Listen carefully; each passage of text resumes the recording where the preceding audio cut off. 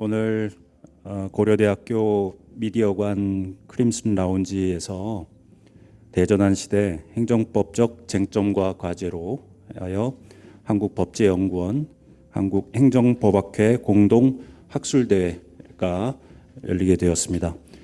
저는 그 전체 서회를 맡은 부산대학교 법학전문대학원의 이기춘이라고 합니다.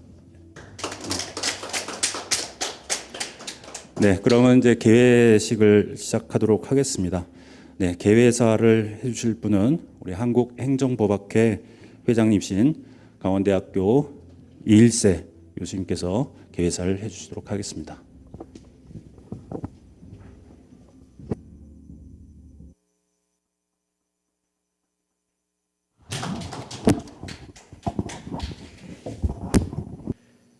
존경하는 한국행정법학회 회원 여러분, 그동안 안녕하셨습니까? 지난 여름은 유난히 무덥고 비가 많이 내렸는데 이제는 아침 저녁으로 제법 선선해졌고 전형적인 가을 날씨를 보이고 있습니다. 이 좋은 계절에 한국법제연구원과 공동으로 국제학술대회를 개최하게 된 것을 기쁘게 생각하며 여러 가지 바쁘신 중에도 이 자리에 참석해 주신 모든 분들께 감사드립니다. 특히 우리 학회의 중요한 국제학술대회에 공동으로 참여해 주시고 재정적 후원을 아끼지 않으신 한국법제연구원의 김계웅 원장님을 비롯한 관계자 여러분께 깊이 감사드립니다. 지난 여름에는 우크라이나 전쟁과 에너지 무기와 세계 경제 침체의 우려 속에서 또 유럽에서는 이상고온과 함께 500년 만에 심각한 가뭄으로 인해 커다란 어려움을 겪고 있다는 소식이 우리를 우울하게 만들었습니다. 최근 들어서는 한국과 일본에 강력한 영향을 미친 태풍과 또 대만에서의 6.8 규모의 지진으로 인한 피해 소식이 연이어 들려오고 있습니다. 오늘날 과학기술의 획기적 발전으로 인해 삶의 질이 향상되었다고는 하지만 그로 인해 사회 현상이 급속히 변화하여 장래에 대한 예측이 어렵고 또한 심각한 환경 파괴의 위험에 직면해 있음을 부인할 수 없습니다. 이러한 문제는 단지 불편함을 넘어서 인류의 생존을 위협하고 있는 바, 이러한 위기 상황에 대처하고 해결점을 찾기 위해 어떻게 법제를 정비해 나가야 할 것인지는 우리 행정법 학자들의 커다란 과제라 할 것입니다. 이에 우리 학회는 한국법제원과 공동으로 대전환시대 행정법적 쟁점과 과제라는 주제로 국제학술대회를 준비하였습니다. 대전환시대의 핵심 키워드는 디지털 시대로의 전환과 탄소 중립으로 요약할 수 있습니다. 이에 이번 학술대회에도 크게 두 파트로 나누어서 전반부에서는 디지털 시대로의 전환에 있어 행정법적 대응 과제를, 그리고 후반부에서는 탄소 중립과 에너지 정책에 관한 행정법적 대응 과제를 다루고자 합니다. 이 분야에 탁월한 전문가를 모시고 각각의 문제점과 대응 방안을 모색하고자 하는데, 특히 일본 내각부 규제개혁위원회에서 오랫동안 위원으로 활동하시고 현재 리츠메이칸 대학에서 디지털 전환과 관련된 연구를 왕성하게 하고 계신 다나카 교수님의 발제와 독일 환경법 연구소로 최고 권위를 자랑하는 힐르몰츠 환경센터의 환경법 계획법 책임자로 계신 라이프치 대학 볼프강 쾨 교수님의 발제는 우리의 연구에 많은 시사점을 주리라 생각됩니다. 바쁘신 중에도 흔쾌히 발제와 사회 토론을 맡아주신 분들께 깊이 감사드립니다. 그리고 어려운 주제에 관한 학술대회를 잘 기획하고 준비하신 최환용 연구이사님께도 감사드립니다.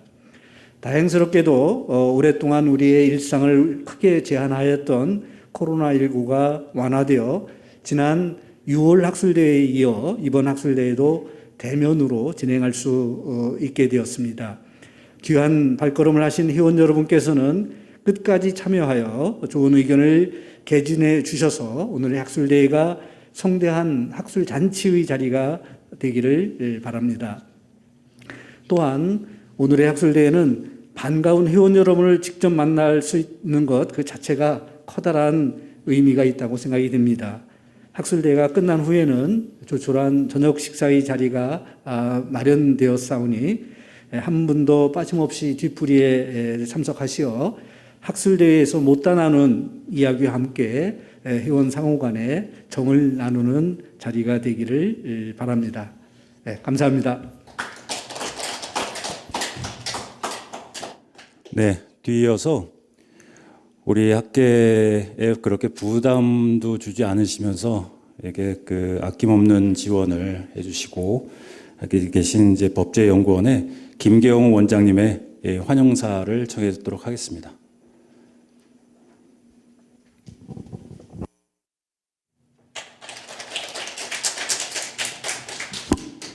네, 안녕하십니까. 한국법제연구원의 원장 김기용입니다.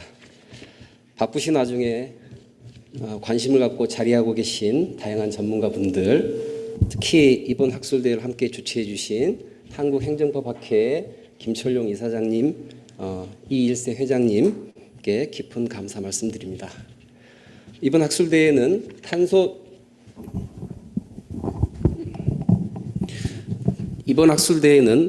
중립, 디지털 전환 등 대전환 시대의 주요 화두들을 행정법적 관점에서 살펴보고 다양한 쟁점과 과제를 도출해 보고자 기획되었습니다. 법제 연구를 기반으로 실무 정책 현장의 교두보 역할을 하는 한국법제연구원의 정통성과 행정법학 연구를 통해서 법치 행정을 선도하는 한국행정법학회의 전문성이 발전적 논의의 밑거름이 되리라 생각합니다. 한국법제연구원과 한국행정법학회는 지난해 코로나 대응에 있어서 행정법적 쟁점과 과제를 주제로 공동학술대회를 개최한 바 있습니다. 전 인류의 생활 근간을 뒤흔든 코로나 팬데믹과 그에 따른 위기를 극복해 나가고 있는 우리는 다양한 분야의 대전환을 맞이할 준비를 하고 있습니다. 이번 학술대회가 대전환 시대에 주요 주제들을 함께 논의할 수 있는 자리가 될 수 있어 매우 기쁘게 생각하며 앞으로도 지속적인 학술 네트워크의 형성이 이루어지기를 기대합니다. 이번 공동학술대회는 국내는 물론 일본, 독일 내 대전환 관련 이슈들을 다루는 국제회의로 진행됩니다. 서면주의, 대면주의에서 탈피하려는 행정 디지털화 노력, 법규 개정을 통한 디지털화 기반 마련 등 일본 내 현황과 기후보호법 제정을 통한 탄소 중립 노력과 에너지 전환 및 에너지 안보 정책 등 독일 내 현황을 두루 살필 수 있는 기회가 될 것입니다. 이러한 논의들은 장차 법제 개선에 필요한 이론적 연구의 큰 시너지로 작용하리라 생각합니다. 다양한 토론과 협의를 통해 오늘 학술대회가 국내의 이슈 논의 및 학술 연구의 중요한 장으로 기록되기를 기대하며 단체 차원의 교류는 물론 법학을 교집합으로 품는 학문적 교류로 나아가는 발판이 되기를 역시 희망합니다. 뜻깊은 자리를 마련하기 위해 힘써주신 모든 분들께 감사드리며 이번 학술대에 참석하신 것을 다시 한번 진심으로 환영합니다. 감사합니다. 네, 감사합니다. 네, 저희 그 행정법 학계의 큰 어르신으로서 그다음에 또 저희 학문을 수행하고 있는 연구자들의 선배님으로서 항상 이렇게 격려를 해주시기 위해서 참여를 이렇게 해주셔서 좋은 말씀을 해주십니다. 저희 사단법인 한국행정법학회 이사장님이신 김철용 교수님의 격려사를 청해 듣도록 하겠습니다.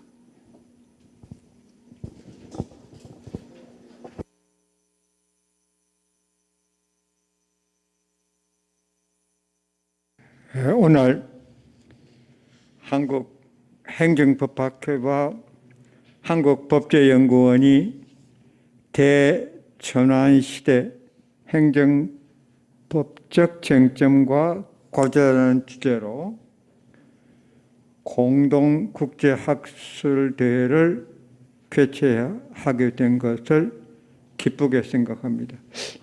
국제학술대회가 뭐 그렇게 많지 않았죠.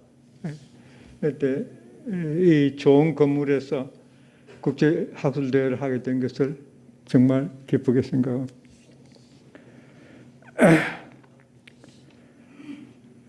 세부 주제는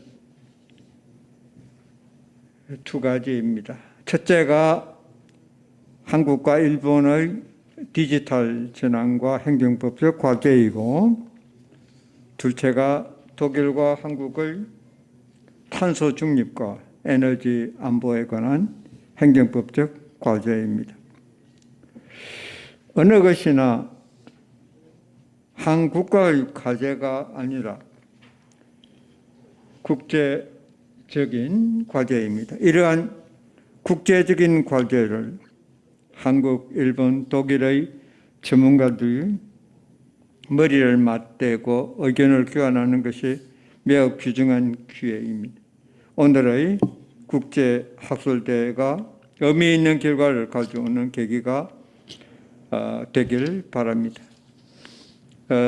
이 세부주의 발전을 위하여 오신 발전을 맡아주신 일본의 다나카 교수와 독일의 볼프강 크 교수 및 토론을 위하여 오신 맡아주신 이마모토입니까? 이마모토 교수님께 감사를 드립니다. 또한 이 대회를 준비하신 한국행정법학교 한국법제연구원의 임원들, 사회를 맡아주신 최완용 박사님, 함영호 교수님, 김재광 교수님, 주제를 맡으신 이재훈 교수님과 황은순 부위원, 토론을 맡으신 문강진 부위원장님, 현주는 선임연구위원, 한명진 교수님, 김광수 교수님, 최성필 교수님께 감사를 드립니다. 저는 한국행정법학교의 이사장 지휘를 맡은 후 한국행정법학교를 학회다운 학회를 만들려고 노력해왔습니다. 학회는 행정법 연구자들의 모임입니다. 실무가의 모임과 저는 좀 다르다고 생각합니다. 학회는 성과가 늘을는지 모르지만 깊이가 있어야 합니다. 그래서 먼저 행정법학계의 기관지인 행정법학을 등재지로 만들기 위하여 최선을 다했습니다. 박정은 전임 회장님과 이일세 현 회장님이 노력한 결과 이 이일세 회장님께서 등재지를 만드는 데 결정적인 역할을 하셨습니다. 다음에 제가 해야 할 일은 행정법학회의 재정 자립입니다. 참으로 어려운 문제입니다. 그러나 우리 행정법학회 회원님들의 자발적인 협력이 있으면 가능하다고 생각합니다. 구체적으로는 내년부터 회비를 가지고 학교를 운영하는 그런 학교가 되었으면 합니다. 이 자리를 빌려 한국행정법학교 회원님들에게 간곡하게 부탁을 드리는 바입니다. 재정 자립도가 낮으면 학회가 학교다운 활동을 할 수 없기 때문입니다. 제가 저 경험을 잠깐 말씀을 드리면은 제가 우리나라 이 법령 중에서 순서대로 말씀드리면은 행정소송법, 행정심판법, 행정절차법, 공공기관의 정보 공개에 관한 법률, 그다음에 행정기본법,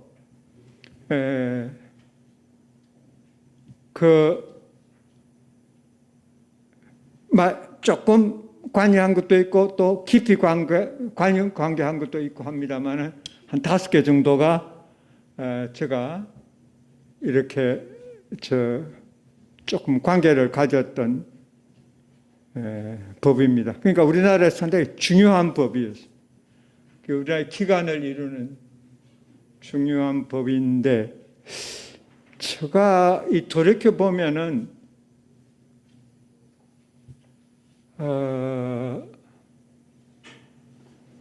1980년도에 들어오면서는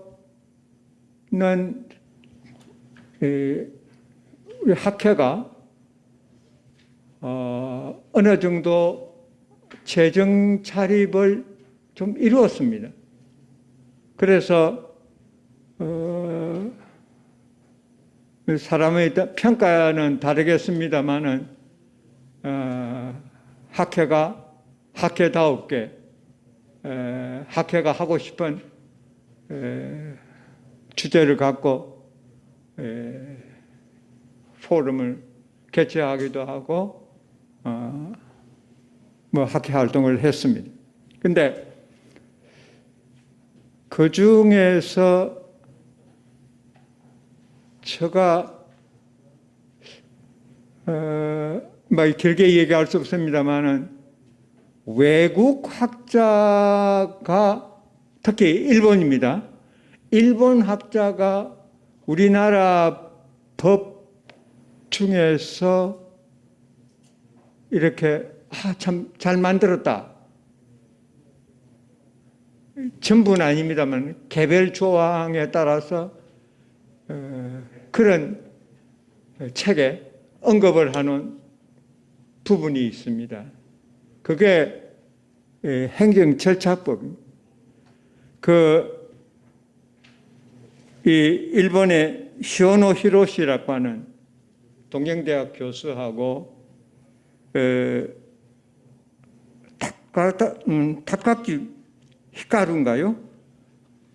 이 두 분이 경도대학교 교수입니다만 이 두 분이 쓴 조회 행정절차법이라는 책이 있습니다. 거기에 보면은 우리 행정절차법 전문 중에서 그 참 스마트하다라고 하는 부분이 있습니다.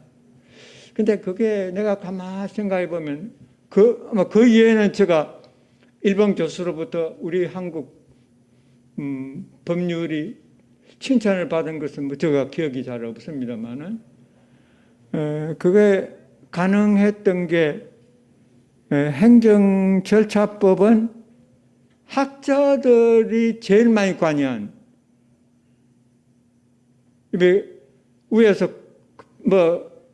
여기 뭐 놔라 저기 뭐 놔라 이런 지시 안 받고 비교적 물론 상대적입니다만 왜냐하면 정부 아니기 때문에 정부가 손 놓고 있을 수는 없죠. 그러나 비교적 학자들에게 좀 이렇게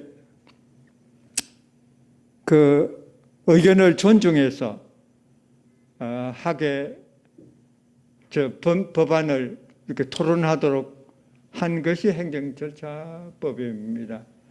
그래서 제가 그때 조금 깊이 관여했습니다만은 저는 그때 말이죠.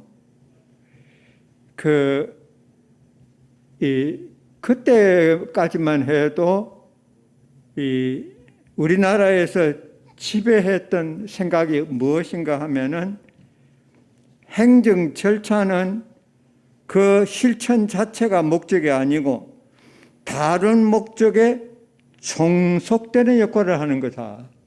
라고 하는 생각. 이게 그 당시에 있어서는 아주 지배적인 그런 견해였습니다. 이것을 독일에서는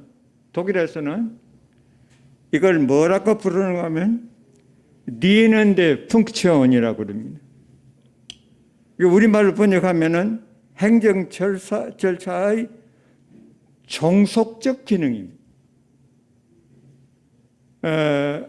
이게 아마 내가 보기에는 독일의 생각이었고 그것이 일본으로 건너오고 일본의 이제 우리나라 나중에 우리도 직접 하긴 합니다만은 그런 과정으로 우리가 그런 생각을 했던 것입니다.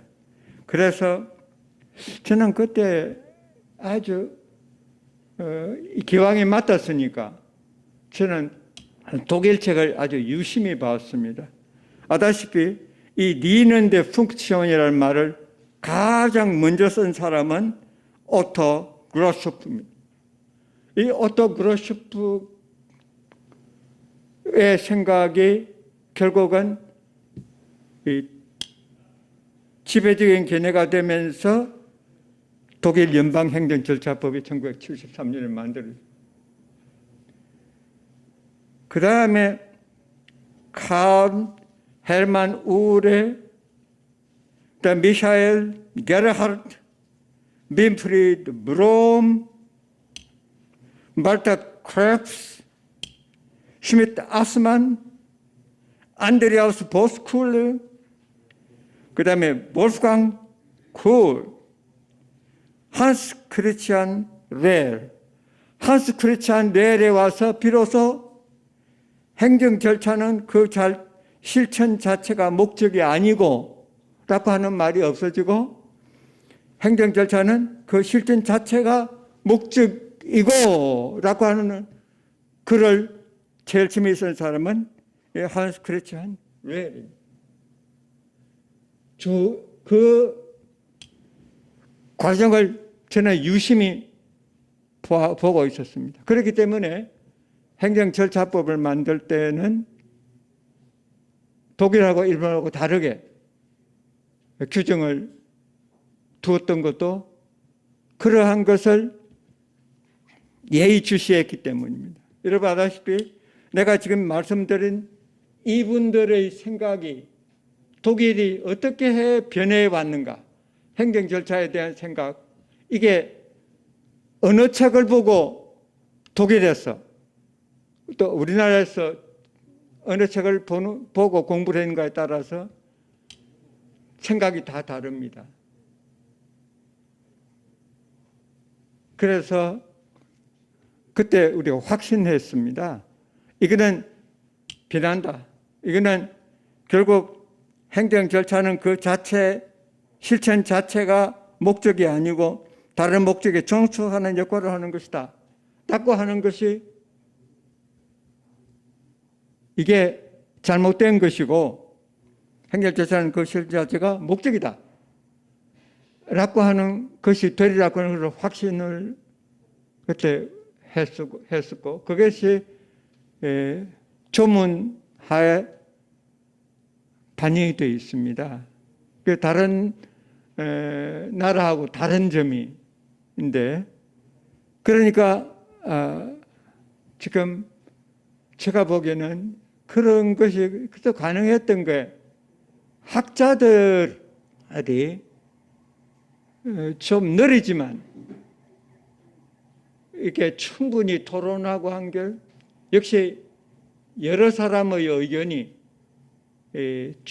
모여진 것이 그게 좋은, 그래서 조금 나은 결과를 가져온 것이 아닌가. 그러니까 저는 학회가 해야 될 일이 있고 그걸 한국행정법학회가 나는 해야 한다고 생각을 합니다. 말이 길어졌습니다만 다시 한번 오늘 사회를 맡아주신 분, 주제를 맡아주신 분, 토론을 맡은 분들에게 감사를 드립니다. 경청해 주셔서 감사합니다. 네, 우리 김철용 이사장님께 다시 한번 따뜻한 박수 좀 부탁드립니다. 네, 감사드립니다. 네, 시간이 지금 장례 정리 시간인데요. 여기 최소화하기 위해서 이 장례 이제 정리 기본적으로 이제 여기 데스크 쪽으로 좀 오셔서 요 시간대에 기념 촬영을 좀 해주셔야 할 것 같습니다. 그래서 지금 여기 와주신 내빈 외빈 그 귀빈분들께서는 빠른 시간에 좀 부탁을 드립니다. 지금 정리 시간이 조금 짧게밖에 시간이 없어서요.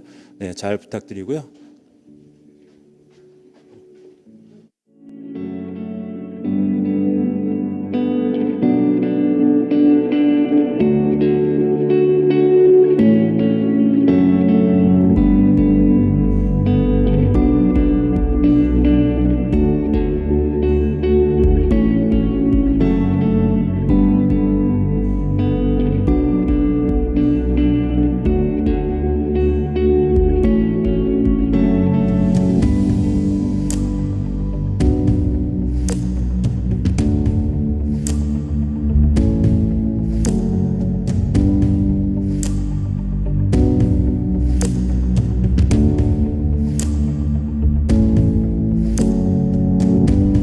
네, 첫 번째 주제와 두 번째 주제, 그러니까 첫 번째 세션의 사회를 맡은 한국법제연구원의 최원영입니다.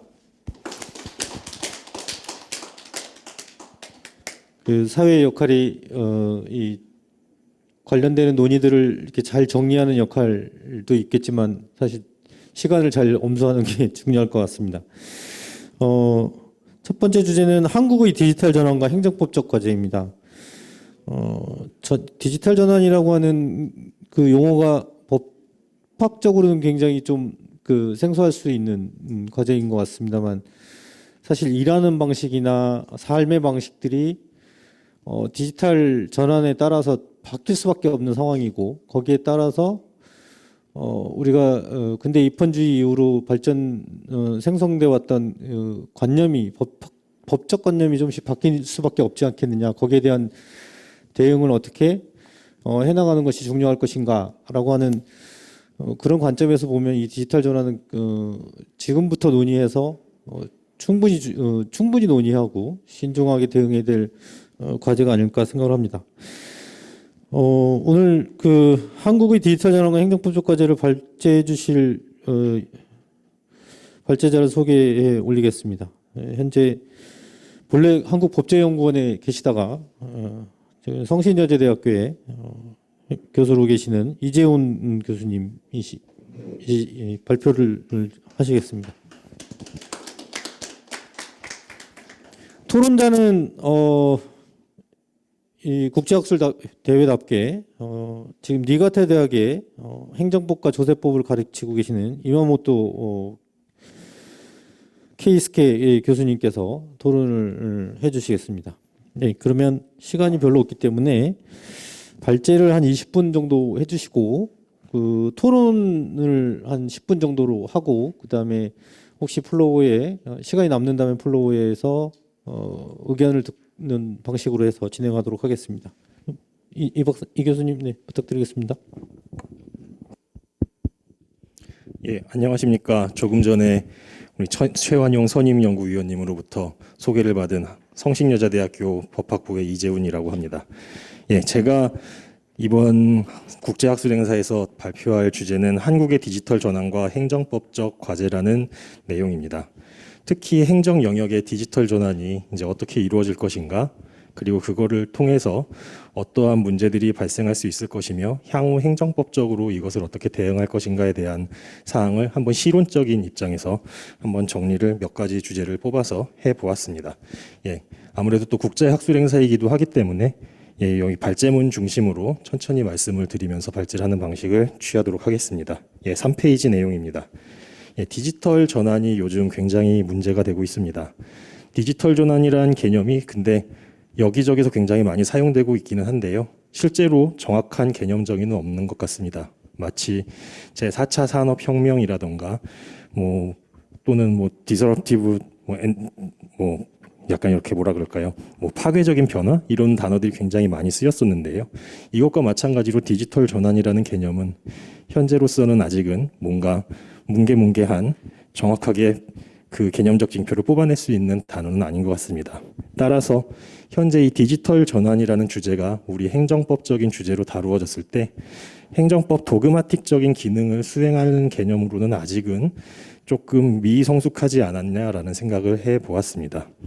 그렇지만 이러한 다양한 개념들, 법적 개념들이 뭐 반드시 도그마틱적인 개념일 필요는 없는 것 같습니다. 뭐 독일의 뭐 슈미트 하스만 선생님이나 다른 그 슈미트 하스만 선생님의 제자 선생님들이 하시는 말씀을 보다 보면은 각종 다양한 법적 개념이 반드시 도그마틱적일 필요는 없다. 뭐 상황을 서술해주는 서술적 기능이 있는 개념도 의미가 있는 개념이다. 그리고 그와 같은 서술적 기능을 갖고 있는 개념들을 활용해서 각종 사회적 문제를 분석해낼 수 있으면 그것으로도 굉장히 실익이 있는 개념이고, 더 나아가 그와 같은 문제 발견적 기능을 통해서 우리 법학적으로 문제가 되는 사항들을 뽑아내면 더욱더 의미 있는 기능이 될 수 있다라는 식으로 말씀을 하고 계신데요. 이러한 관점에서 디지털 전환이라는 개념을 보았을 때 충분히 서술적 기능을 담당하기도 하고 분석적 기능을 담당하기도 하고 문제 발견적 기능을 담당하는 것 같습니다. 따라서 이와 같은 관점을 가지고 한번 이 디지털 전환을 갖고 우리 행정법이 어떻게 전환되는 것이 필요할 것인가 라는 것에 대해서 이 발제문을 통해서 한번 다루어 보았습니다. 그렇다면 결국 이 디지털 전환이라는 개념을 통해서 여러 가지 분석 틀을 만들어내야 될 것 같은데요. 분석 틀을 만들어내는 것이 근데 사실은 조금 쉽지 않았던 것 같습니다. 왜냐하면 디지털 전환이라고 하는 것이 사실은 모두에 말씀드렸던 것처럼 개념이 명확하지가 않습니다. 그리고 굉장히 디지털 전환의 수준도 스펙트럼 같아서 되게 간단한 디지털 기술이 사용되는 경우도 있고 강한 인공지능이라는 말이 요즘은 별로 유행되고 있지 않지만 그와 같은 개념이 쓰이고 있듯이 굉장히 디지털화가 심화된 경우들이 있습니다.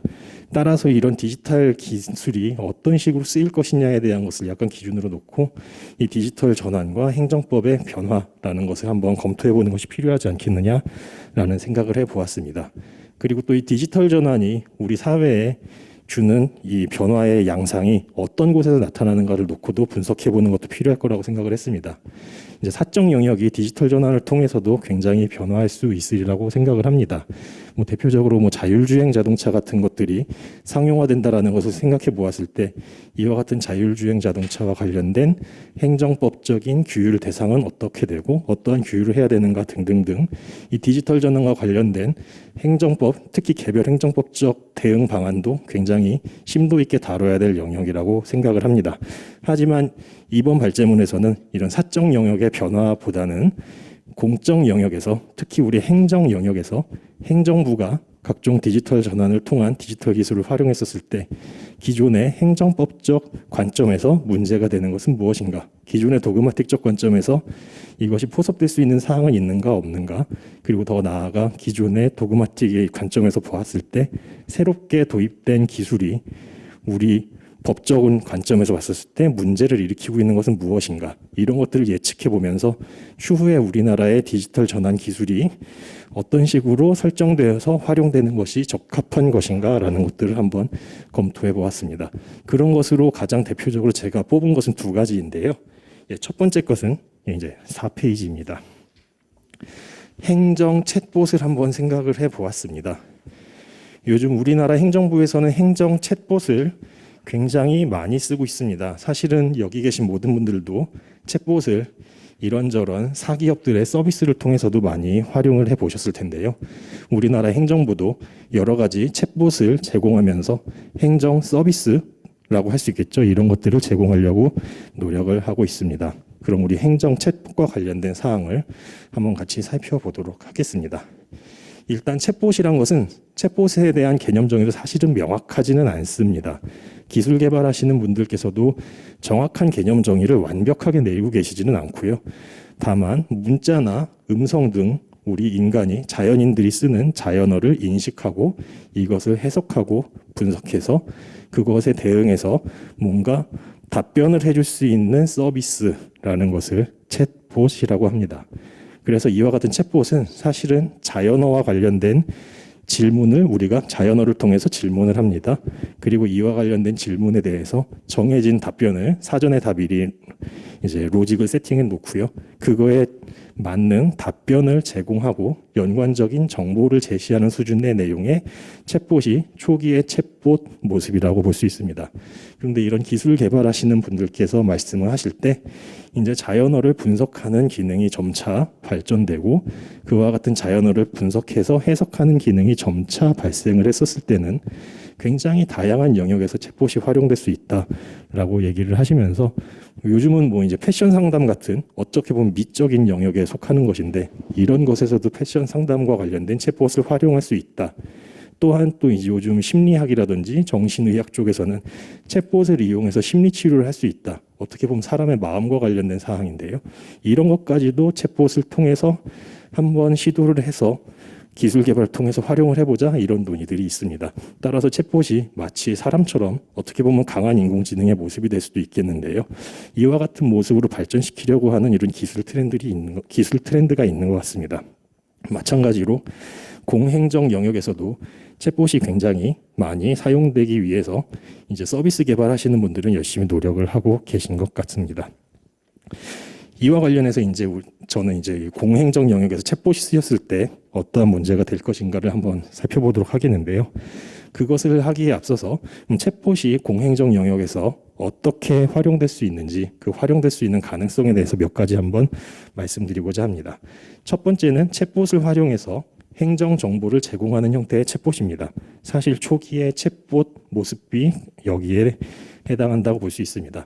어떠한 신청을 하고 싶은데 어떠한 서류가 필요한가요? 라고 물어봤었을 때 서류가 요런 거 세 가지 필요합니다. 뭐 이런 식으로만 답을 주는 간단한 유형의 챗봇이라고 할 수 있고요. 더 나아가 이제 우리 쌍방적 행정행위를 할 수 있게 매개를 해주는 챗봇이 있을 수 있습니다. 챗봇을 통해서 우리들이 행정부에다 신청을 하면은 나중에 그 챗봇을 통해서 공무원들이 업무를 처리를 하던가 또는 더 나아가서 챗봇에서 뭔가 신청을 받고 그 신청과 관련된 모든 사항을 이 각종 무엇이라고 말할지 모르겠습니다. 자동화 설비라고 하겠습니다. 그 자동화 설비를 통해서 완전히 자동화해서 결정을 내리는 형태의 챗봇도 있을 수 있을 것 같다라는 논의들을 요즘 하고 있습니다. 실제로 우리나라 실제 챗봇과 관련된 동향을 몇 가지 말씀드리고 싶은데요. 요즘 얼마 전에 이제 나온 것인데요. 행정안전부에서 운영하고 있는 것이 있습니다. 국민비서 챗봇이라고 하는 이 국비라고 이름을 부릅니다. 아마 국민비서, 국비 줄이다가 국비가 된 것 같긴 한데요. 이런 국비라는 것이 있고요. 그다음에 서울특별시에서 활용하는 인공지능 상담사라고 하는 서울톡이라는 것이 있습니다. 카카오톡 기반 베이스로 해서 돌아가는 건데요. 이런 것들이 있습니다. 이런 각종 챗봇을 통해서 행정 정보를 제공하기도 하고 민원 접수를 하기도 하는 등 다양한 행정 서비스가 챗봇을 통해서 이루어지고 있습니다. 그럼 제가 말씀드렸던 첫 번째 모습, 챗봇을 통한 행정정보와 관련된 혹시 행정법적 문제가 될 수 있는 것은 무엇인가라는 사항을 말씀드리겠습니다. 일단 챗봇을 통해서 정보를 제공하는 것, 특히 행정정보를 제공하는 것 굉장히 많이 이루어지고 있는 사항입니다. 근데 이게 행정정보를 과연 제공한 것만으로 그냥 끝인 것이냐, 아니면 그것과 관련된 신뢰보호의 문제는 발생하지 않는 것이냐라는 것들이 문제가 될 수 있는데요. 가장 대표적인 사례가 지금 될 수 있을 만한 것을 제가 각종 챗봇과 관련된 것들을 열심히 클릭해보면서 살펴본 결과 그나마 좀 우리가 손에 잡히는 모습으로 나타날 수 있는 사항이 몇 가지 발견돼서 그 중에 하나를 좀 소개하고자 합니다. 4페이지 맨 밑에 나와 있는 내용인데요. 챗봇을 통한 행정정보 제공의 유형 중에 자동차 배출가스 등급 기반으로 해서 운행 제한 지역이 정보가 이렇게 막 검색될 수 있는 것을 서비스로 제공을 하고 있습니다. 근데 이런 운행 제한 지역을 모르고 그냥 이 자동차 배출가스 등급이 높은 차가 들어갔었을 때 그때는 과태료가 부과되게 되는데요. 이와 관련된 정보를 우리 행정안전부가 제공하는 챗봇 국비가 정보를 제공을 해줍니다. 국비에 접속을 해서 교통환경 영역을 선택을 하고 자동차 배출가스 365를 선택을 한 다음에 자동차 운행 제한 제도를 선택하고 어떤 동네에서 운행 제한이 이루어지고 있는가라는 결과들을 보여줍니다. 그와 관련된 사진을 제가 한번 여러분들 말씀으로만 드리기에는 조금 애매할 것 같아서 사진도 가져와 보았는데요. 제가 하면서 캡처한 사진들입니다. 국민비서 국비에 들어가셔서 이것저것 할 수 있는 것들이 굉장히 많습니다. 그중에서 이 왼쪽에 나와 있는 교통환경 분야를 클릭을 하게 됩니다. 그럼 두 번째 사진처럼 교통환경과 관련돼서 어떤 것들을 국비가 알려줄 수 있는지 쭉 알려줍니다. 차량 등급 안내도 하기도 하고요. 운행 제한 제도도 알려주기도 하고요. 이런 것들을 알려줍니다. 그리고 이제 6페이지에 넘어가시면은 이제 교통환경과 관련돼서 제가 말씀드렸다시피 자동차 운행 제도를 클릭을 했겠죠. 그것을 클릭하고 나서 이렇게 쭉 보다 보면은 어떤 지역이 뭐 비상저감 조치 운행 제한이 있는 지역인가, 아니면 계절관리제 운행 지역인가, 이런 것들이 다 나오게 됩니다. 그리고 이제 그것과 관련해서 관심 있는 부분을 누르면은 국민비서 국비가 이런저런 지역에서 운행 제한 시행되는 영역이 있습니다, 없습니다라는 답을 줍니다. 근데 제가 선택했을 당시에는 요것이 없다라는 형태로 결과를 줘서 정보를 제공을 해줬습니다. 따라서 이와 같은 정보를 믿고 이렇게 그 해당 지역이 없구나라고 해서 마음대로 이 자동차 배출가스 등급이 높은 차를 운행을 하다가 혹시 이 지역이 알고 봤더니 운행되고 있는 지역이었다라는 것이 밝혀지고 그걸로 인해서 혹시 과태료를 부과받았다라고 했었을 때 이와 같은 사항이 그럼 과연 우리 행정법상 특히 행정기본법 제12조에서도 이미 또 명문화되어 있듯이 이 신뢰보호의 대상이 될 수 있는 것인가, 이 국비가 말해준 내용이 신뢰보호의 대상인가라고 하는 문제가 발생을 할 수 있을 것 같습니다. 실제로 우리 행정기본법 제12조에서도 행정에 대한 국민의 정당하고 합리적인 신뢰는 보호해줘야 된다라는 규정이 명문화되기도 했고요. 우리 행정법 판례에서도 아주 확고하게 행정청이 개인에 대해서 신뢰 대상이 되는 공적 견해를 표명을 하고 그 다음에 그 견해 표명이 정당하다고 신뢰하는데 그 개인에게 귀책 사유가 없고 그 다음에 이에 상해서 어떤 행위를 하고 그 다음에 행정청이 그 견해 표명에 반대되는 다른 처분을 했고 그 다음에 이제 이익 형량을 해서 상대방을 보호해줄 필요가 있을 때는 신뢰 보호가 돼야 된다라는 판결이 있는데요. 이처럼 판결과 판결의 내용과 그 다음에 우리 행정기본법 제12조의 이 개념들을 놓고 보았을 때 이 챗봇이 해준 정보 제공이 과연 공적 견해 표명이 될 수 있을 것인가, 그리고 신뢰 보호의 대상이 될 수 있는 사항인가라는 것이 문제가 될 것 같습니다. 그것과 관련해서 이제 7페이지에서 제가 기술을 하고 있는데요. 일단 챗봇이 제공한 정보가 우리 신뢰보호 원칙의 요건에서 말하고 있는 공적 견해 표명이 될 것인가라는 문제입니다. 물론 이미 그냥 일반적이고 추상적인 법 조항을 해석해 주세요라고 우리 시민들이 행정부처에다가 이렇게 요청을 했었을 때 받은 질의 답변은 사실은 이 공적 견해 표명에 해당하지 않는다, 신뢰 보호의 대상이 되는 공적 견해 표명이 되지 않는다라는 것은 뭐 많은 분들이 알고 계신 것이라고 생각합니다. 하지만 근데 특정한 개인에게 개별화돼서 구체화된 형태의 이런 정보 제공일 경우에는 공적 견해 표명으로서 인정을 할 수 있는 것이 아닌가라는 문제 제기가 저도 약간 갖고 있고요. 스위스 쪽에 있는 우리 공법학자분들도 좀 갖고 계신 것 같습니다. 그래서 공적 견해 표명성이 될 수 있을 것 같다라는 생각은 저는 개인적으로 하고 있습니다. 다만 문제는 공적 견해 표명인 것으로 끝나는 게 아니라 이제 신뢰 보호 가치가 있어야 되는 것인데 과연 챗봇의 응답이 신뢰 보호를 해줄 만한 가치 있는 정보라고 우리가 믿는 것인가 마는 것인가, 이 문제가 결국에는 핵심이 되겠는데요. 사실 신뢰 보호의 대상이 현재로서는 될 수는 없을 것 같습니다. 여기 국비가 이제 답을 준 것을 보시면요, 이 6페이지 위쪽에 있는데요. 다음 실시간 관측된 자료는 현지 사정이나 수신 상태에 따라서 다를 수 있습니다라고 해서 완전히 확답을 주고 있는 형태의 답신을 주고 있지는 않습니다. 따라서 이와 같은 것을 보고 믿고서 어떠한 이 행동에 나갔다고 하더라도 그 신뢰는 아직은 우리 신뢰보호 원칙의 입장에서 봤었을 때는 보호받을 만한 신뢰는 되지 않겠구나라는 판단을 할 수 있게 되는데요.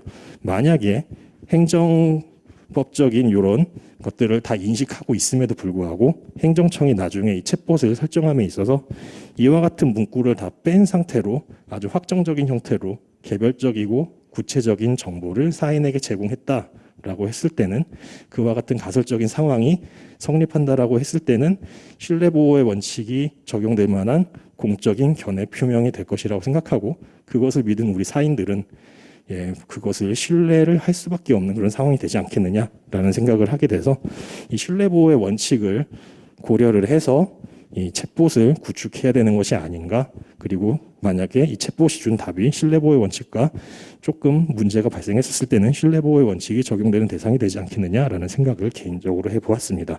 그리고 더 나아가서 챗봇이 이렇게 잘못된 정보를 제공해서 각종 손해가 발생했었을 때는 과연 이 국가배상의 대상이 될 수 있는 것이냐라는 이슈가 하나 더 있을 수 있겠는데요. 이것이 약간 문제인 것 같습니다. 우리 국가배상법 제2조는 공무원의 직무집행과 관련해서 특히 이제 공무원의 직무집행 과정에 고의와 과실이 있을 때 그리고 법령 위반을 통해서 뭐 아무튼 이런 일이 있었을 때 손해배상을 할 수 있도록 하고 있는데 이 챗봇이 과연 이 국가배상법 제2조에서 정하고 있는 구성요건 해당성이 이렇게 인정될 수 있을 것인가라는 것을 아무리 해석을 해보더라도 이것이 좀 인정되긴 쉽지 않은 것 같습니다. 따라서 이 국가배상법 제2조는 현재는 적용되는 게 어려울 것 같고요. 그래서 결국 남은 문제는 국가배상법 제5조 도로 하천 그 밖의 공공영조물의 설치나 관리의 하자를 통해서 타인에게 손해가 발생했을 때 이것을 가지고 국가배상 논의를 해야 될 것으로 지금 현재로서는 잠정적으로 보이는데요. 다만 이 국가배상법 제5조 1항의 규정에서 말하고 있는 이 공공영조물에 이와 같은 챗봇을 포섭하는 것이 과연 해석론적으로 가능할까라는 것에 대해서는 조금 논란이 있을 수 있을 것 같습니다. 따라서 이것과 관련해서는 국가배상법 제5조를 개정하는 방법 또는 아니면 별도의 규정을 통해서 한번 이와 같은 챗봇이나 각종 자동화 설비를 통해서 이 문제가 발생했었을 때 국가배상이 어떻게 이루어져야 되는가라고 하는 형태의 법적인 개선이 조금 필요하지 않을까라는 생각을 개인적으로 해보았습니다. 그 다음에 이제 8페이지입니다. 챗봇을 통해서 사인의 공법행위가 가능해지고 있다라는 것이 지금 현재의 상황입니다. 이것은 국비에서는 주고 있는 서비스는 아니고요. 오히려 이제 서울톡에서 하고 있는 제도인데요. 서울톡을 이렇게 활용을 해보면은 이 그림에 8페이지 밑에 그림에 보시면은 공공 서비스 예약이라고 하는 칸이 있습니다. 이 공공 서비스 예약이 무엇인고 하면은 주로 이제 서울시에서 운영하고 있는 각종 스포츠 센터라든지 각종 스포츠 설비들 영조물에 해당하는 것들을 활용할 수 있도록 이렇게 영조물 사용 허가를 신청을 할 수 있는 칸이 이 칸입니다. 따라서 이렇게 이 챗봇을 통해서 우리 이제 영조물을 사용하고 싶습니다라고 신청을 하고 그것을 이제 서버에다가 저장을 해 놓은 상태에서 공무 담당자가 개별적으로 판단을 한 다음에 사용을 할 수 있습니다, 없습니다라는 형태로 승인을 해주는 모습으로 현재 서비스가 운영이 되고는 있는데요. 이제 9페이지입니다. 이게 더 나아가서 챗봇을 통한 신고 신청 접수 이후에 공무 담당자가 지금 직접적으로 사람이 처리하는 게 아닌 나중에 완전 행정 자동화를 통한 처리가 가능할 수도 있지 않겠느냐라는 생각을 해봤습니다. 왜냐하면은 지금 현재 이제 9페이지 밑에 쪽입니다. 식품의약품안전처 공고 제 2022-178호 여기서 이제 수익식품안전관리특별법을 개정하겠다라고 이제 개정안 입법 예고를 한 사항인데요. 이게 사실은 자동적 처분과 관련돼서 이제 구체적인 법 조문화하고자 하는 이제 행정부의 노력이라고 할 수 있는데요. 밑에 맨 밑줄을 보시면은 서류 검사 대상 제품의 경우 신고서 접수부터 수리에 이르는 모든 과정을 사전에 설정된 규칙에 기반해서 자동화된 시스템에 따라 이루어지도록 하는 것이 입법 목적이다라고 말을 하는 것을 보았을 때 물론 뭐 서버에다가 신청서를 내는 방법도 있겠지만 챗봇으로 신청을 하고 챗봇이 신청을 받고 나서 모든 프로세스가 다 끝나서 처분까지 나오는 형태 아마 여기서는 신고이지만 수리를 요하는 신고인 것 같습니다. 이런 수리를 요하는 신고까지 완전히 수리까지 이루어지는 시스템을 만들겠다라고 우리 행정부에서 말을 하는 것을 보았을 때 이 챗봇이 우리 자동적 처분과 굉장히 관련성 있게 사용되지 않겠느냐라는 진단을 해 보았습니다. 그리고 그것과 관련된 문제가 계속 나타날 수밖에 없을 텐데요. 이것과 관련돼서 이제 자동적 처분에 대한 문제로 은근슬쩍 이렇게 넘어가 보도록 하겠습니다. 이 자동적 처분이 사실은 이 디지털 전환과 관련해서 가장 대표적으로 우리 행정부 영역의 업무 방식이 바뀌는 이 모습이 되기는 할 것 같은데요. 이 자동적 처분과 관련해서 여기 계신 모든 분들이 다 알고 계시다시피 행정기본법 제20조에서 법 조문화가 이루어졌습니다. 법률로 정하는 바에 따라 완전히 자동화된 시스템으로 처분을 할 수 있고 처분의 재량이 있을 때는 그게 안 된다라는 형태의 조문이 만들어졌는데요. 이것과 관련해서도 굉장히 조금 분석이 조금 더 필요할 것 같습니다. 이미 많은 연구물들이 있기는 한데요. 몇 가지 우리 실제로 이제 자동적 전환을 법제화하는 과정에서 좀 고려해야 될 사항들이 행정법적으로 봤었을 때 검토할 사항들이 몇 가지가 더 있겠다라는 생각을 해보아서 11페이지 이하에서 이와 관련된 사항들을 정리를 좀 해보았습니다. 먼저 일단 우리 행정기본법 제20조는 이 자동적 처분의 이 근거 법령 위치를 법령이 아닌 법률로 정했습니다. 따라서 형식적 의미의 법률, 입법자가 만든 법률에서 자동적 처분을 허용해 주는 경우에만 이와 같은 자동적 처분이 가능해질 것 같습니다. 물론 이와 관련해서는 여러 가지 이 비판이 있을 수도 있을 것 같습니다. 원래는 행정기본법 제20조의 안 같은 경우에는 법령으로 돼 있어서 법률, 그다음에 하위 법령으로도 이렇게 자동적 처분이 있을 수도 있을 것 같다라는 형태로 조항이 만들어지긴 했는데요. 국회에 가서 법률로 바뀌었습니다. 그래서 이와 관련해서 조금 유연하게 자동적 처분을 못 쓰는 것이 아니냐라는 비판이 있을 수도 있을 것 같은데요. 근데 현행 행정기본법을 놓고 보았을 때 이 법령 개념에 법령법칙적 행정규칙이 포함되어 있기 때문에 행정규칙 차원만으로서 자동적 처분을 허용하는 형태의 법조문을 만드는 것은 약간 타당하지 않겠느냐라는 개인적인 생각을 하게 되어서요. 현재 지금 법률 차원에서 그냥 정하도록 하고 있는 것은 크게 문제가 되지 않겠구나라는 생각을 개인적으로 하고 있습니다. 그 다음에 문제가 되는 것은 이 단서 규정입니다. 재량 처분에 대해서는 자동적 처분이 안 된다라는 식으로 이렇게 규정을 하고 있는데요. 이거를 실제로 이제 자동적 처분을 개별법에서 구현화할 때 또 고려되는 사항이 이 기속행위인가 재량행위인가 구분하는 것이 애매하기도 하지만 더 나아가서 이 기속행위, 재량행위 사이에 위치하고 있다라고 볼 수 있는 이 기속재량이 있는 영역에 대해서는 그럼 어떻게 할 것인가라는 문제가 조금 발생할 수도 있겠다라는 생각을 해보았습니다. 따라서 이 기속재량 영역에 대해서 과연 이 기속재량이 있는 영역은 입법자가 자동적 처분을 활용할 수 없는 영역이 되는 것인가? 아니면 오히려 기속재량인지 재량 그냥 일반적인 재량인지 불분명한 상황에서 입법자가 자동적 처분을 규정을 넣었다라고 했었을 때 입법자가 용역 영역은 기속재량 영역이 아닌 완벽한 그냥 기속행위 영역이다라고 의사를 표현한 영역인지 어떤 식으로 해석을 해야 되는지가 아마 문제가 되지 않을까라는 생각을 개인적으로 해보았습니다. 그리고 이렇게 각종 자동화된 처분이 이루어질 때 가장 또 큰 문제점의 하나는 이 각종 자동화 시스템, 인공지능 시스템을 어떻게 통제할 것이냐, 감독을 어떻게 할 것이냐, 뭐 이런 것들이 문제가 될 수 있겠는데요. 가장 대표적인 거 하나만 말씀드리고 마치고자 합니다. 행정청에 의한 시스템 검사나 보호조치 마련 의무가 우리 행정기본법에 조금 들어가 주는 것이 일반법적 차원에서 들어가는 것이 좋지 않겠는가라는 생각을 개인적으로 하고 있었는데요.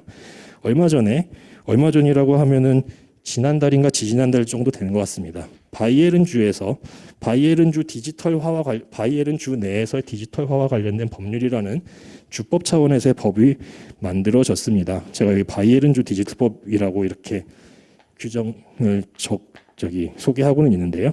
여기 보시면은 제1문에서 제5조 제2항에 관련된 건데요. 제1문에서는 완전 자동화 설비에 의해서 행정 절차가 진행됐을 때 이렇게 절차를 활용하는 데 사용되는 자동화 설비는 정기적으로 한목적성의 관점에서 그리고 경제성의 관점에서 그리고 객관성의 관점에서 수시로 검사를 받아야 된다라는 형태의 법조문이 도입되었고요. 그 다음에 더 나아가서 인공지능이라는 개념을 또 법에서 쓰고 있습니다. 행정이 인공지능을 활용해서 뭔가 업무를 처리했을 때 인공지능과 관련된 각종 적합한 통제 조치와 권리 보호 조치가 잘 만들어져서 이것이 인공지능이 우리 사람에게 특정한 위해를 끼치지 않을 수 있도록 안전장치가 잘 확보된 상태에서 이 인공지능이 활용될 수 있다라는 규정을 도입을 해서요. 사실 독일 연방행정절차법 제35A조 같은 경우는 인공지능이라는 개념을 안 담고 있음에도 불구하고 또 이렇게 독일의 주 차원에서의 입법자는 인공지능이 활용될 수도 있겠다라는 것을 전제로 인공지능과 관련된 통제 내지 감독과 관련된 규정을 담고 있는 것을 확인하게 돼서요. 우리 자동적 처분과 관련된 행정기본법 제20조에 인공지능과 관련된 기술이 사용된 것도 이 자동화 설비에 포함된다라고 아예 명시적으로 설치를 하고 있기 때문에 이런 것들도 우리 행정기본법에서 조금 검토를 해서 반영하는 것이 좋지 않겠느냐라는 생각을 해보게 되었습니다. 그 이외에도 여러 가지 이슈들이 있기는 했는데요. 제가 발제 시간을 우리 사회자님께서 주신 시간 안에 발제를 하기 위해서 중간중간에 설명을 못 드리고 넘어간 부분들도 있습니다. 이런 점은 너그럽게 해량해 주시기를 부탁드리겠습니다. 그럼 이상 발제를 마치도록 하겠습니다. 감사합니다. 예, 감사합니다. 네. 짧은 시간에 발제 준비하시고 발제를 해주시느라고 굉장히 고생이 많으셨습니다. 토론자 분을 모시겠습니다. 멀리 니가타 대학에서 영상으로 참여를 하고 계시는데요. 이마모토 케이스케 교수님이십니다. 저희 발제문은 이미 일본어로 번역돼서 토론자분께 전달이 돼 있고요. 그에 기초해서 토론을 해주실 걸로 믿고, 이마모토 교수님 모시겠습니다. 네. はい。この度は2022年、韓国行政法学会、国際学術大会という貴重な場で、コメントの機会を与えていただきありがとうございます。 네, 이번에는 2022년 한국행정법학회 국제학술대회라는 귀중한 장소에서 토론의 기회를 주셔서 감사합니다. 관계자 교수님들과 학자분들께 깊이 감사 말씀드립니다. 저는 니가타 대학에서 행정법, 조세법 교원으로서 교pon을 잡고 있습니다. 그럼 바로 토론에 들어가겠습니다. 본 보고에서는 それでは、続けます。 자, 그러면 계속하겠습니다. 교수님의 보고에서는 한국의 행정 영역의 디지털 전환에 있어서의 행정법적 과제에 대해서 흥미 깊은 보고를 해주셨습니다. 교수님의 보고는 최근 문제가 되고 있는 행정 영역의 디지털 전환 중에서 행정 영역에서의 챗봇의 활용에 있어서의 행정법상의 문제나 자동 처분에 있어서의 행정법상의 문제에 대해를 중점으로 한국에서의 문제 상황에 대해서 상세히 설명해 주셨습니다. 일본에서는 다음 발표이신 다나카 교수가 소개를 해 주시겠지만 2000년에 고도정보통신 네트워크 사회형성 기본법, 약칭 IT 기본법이라고 하는데가 제정되어서 2002년에 행정 절차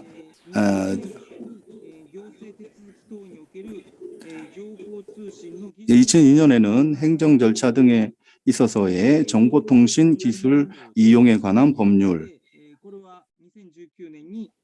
제정되었고 행정 온라인화법이라고 약칭됩니다. 그리고 2019년에는 정보통신 기술을 활용한 행정의 추진 등에 관한 법률 로 개칭되었습니다.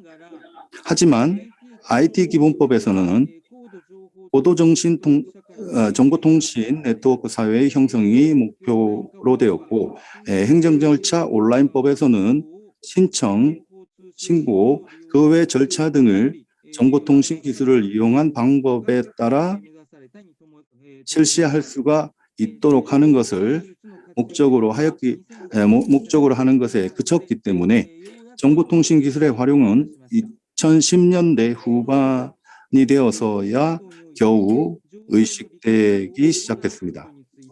그 때문에 행정활동에서 정보의 이용 활용을 하기 위해서 하는 것에 대해서는 상당히 뒤처져 있고 오늘의 교수님의 한국에서의 디지털 전환에 따른 행정법상의 문제에 대해서 에 대한 발제는 상당히 흥미있게 들었습니다. 일본에서는 아직 행정활동에서 팩스 폐지나 행정 절차의 인간 폐지가 눈에 띄는 정도이지만 향후에 행정활동에서 디지털 전환이 이루어지는 경우에 특히 정형적인 행정처분에 대해서는 자동적으로 행해질 것이 상정되기 때문에 특히 의사표시로 취급하는 전통적인 행정행위론에서는 대응할 수 없게 될 것이라고 생각되고 현재의 행정법 이론의 재검토가 시급하다고 생각됩니다. これから報告されるところもありますが、先進的とされる 또는 선진적으로 한국의 상황과 또 선진적인 독일의 상황은 큰 시사점을 받을 수 있을 거라고 생각합니다.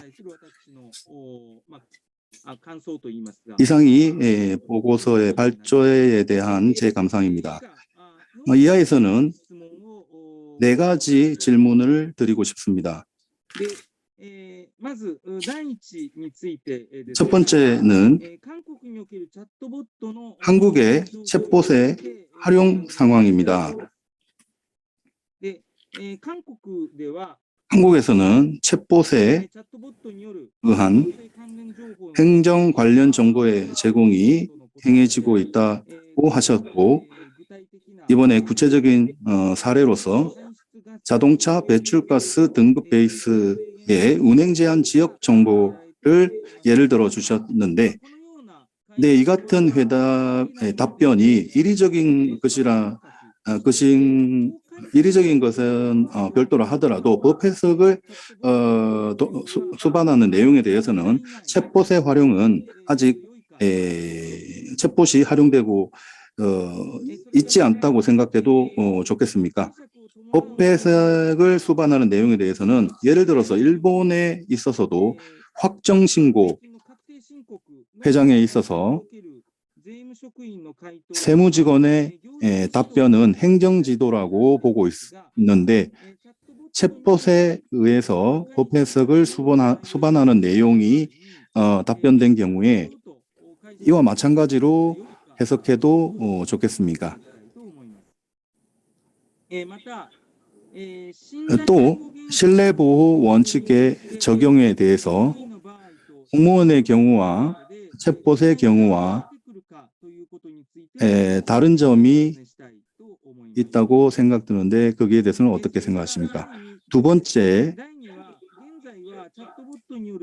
현재는 챗봇에 의한 신청에 대해서는 공무원이 처리하는 것이라고 하셨는데, 장내에 기계로서 자동화되어 완결돼서 처리되는 경우에 공무원이 처리하는 경우와 비교했을 때 위법성의 판단 기준은 다를까요? 이어서 세 번째는 행정기본법은 법률이 정하는 바에 따라서 자동 처분을 할 수 있지만 처분 이외에 대해서 AI를 사용하는 경우를 배제하지 않는다고 이해해도 좋겠습니까? 예를 들어서 処分以外について AI を用いることを排除していないという理解で良いかというのは、例えば、租税の公正処分をする場合、 조세에 경정처분을 할 경우에 경정처분을 위해서 조사 대상을 선택하는 것에 대해서는 법률에 의한 것이 아니라 AI를 사용하는 것은 가능할까요? 여기에 대해서 예를 들어서 확인을 해주셨으면 합니다. 그리고 마지막 네 번째입니다.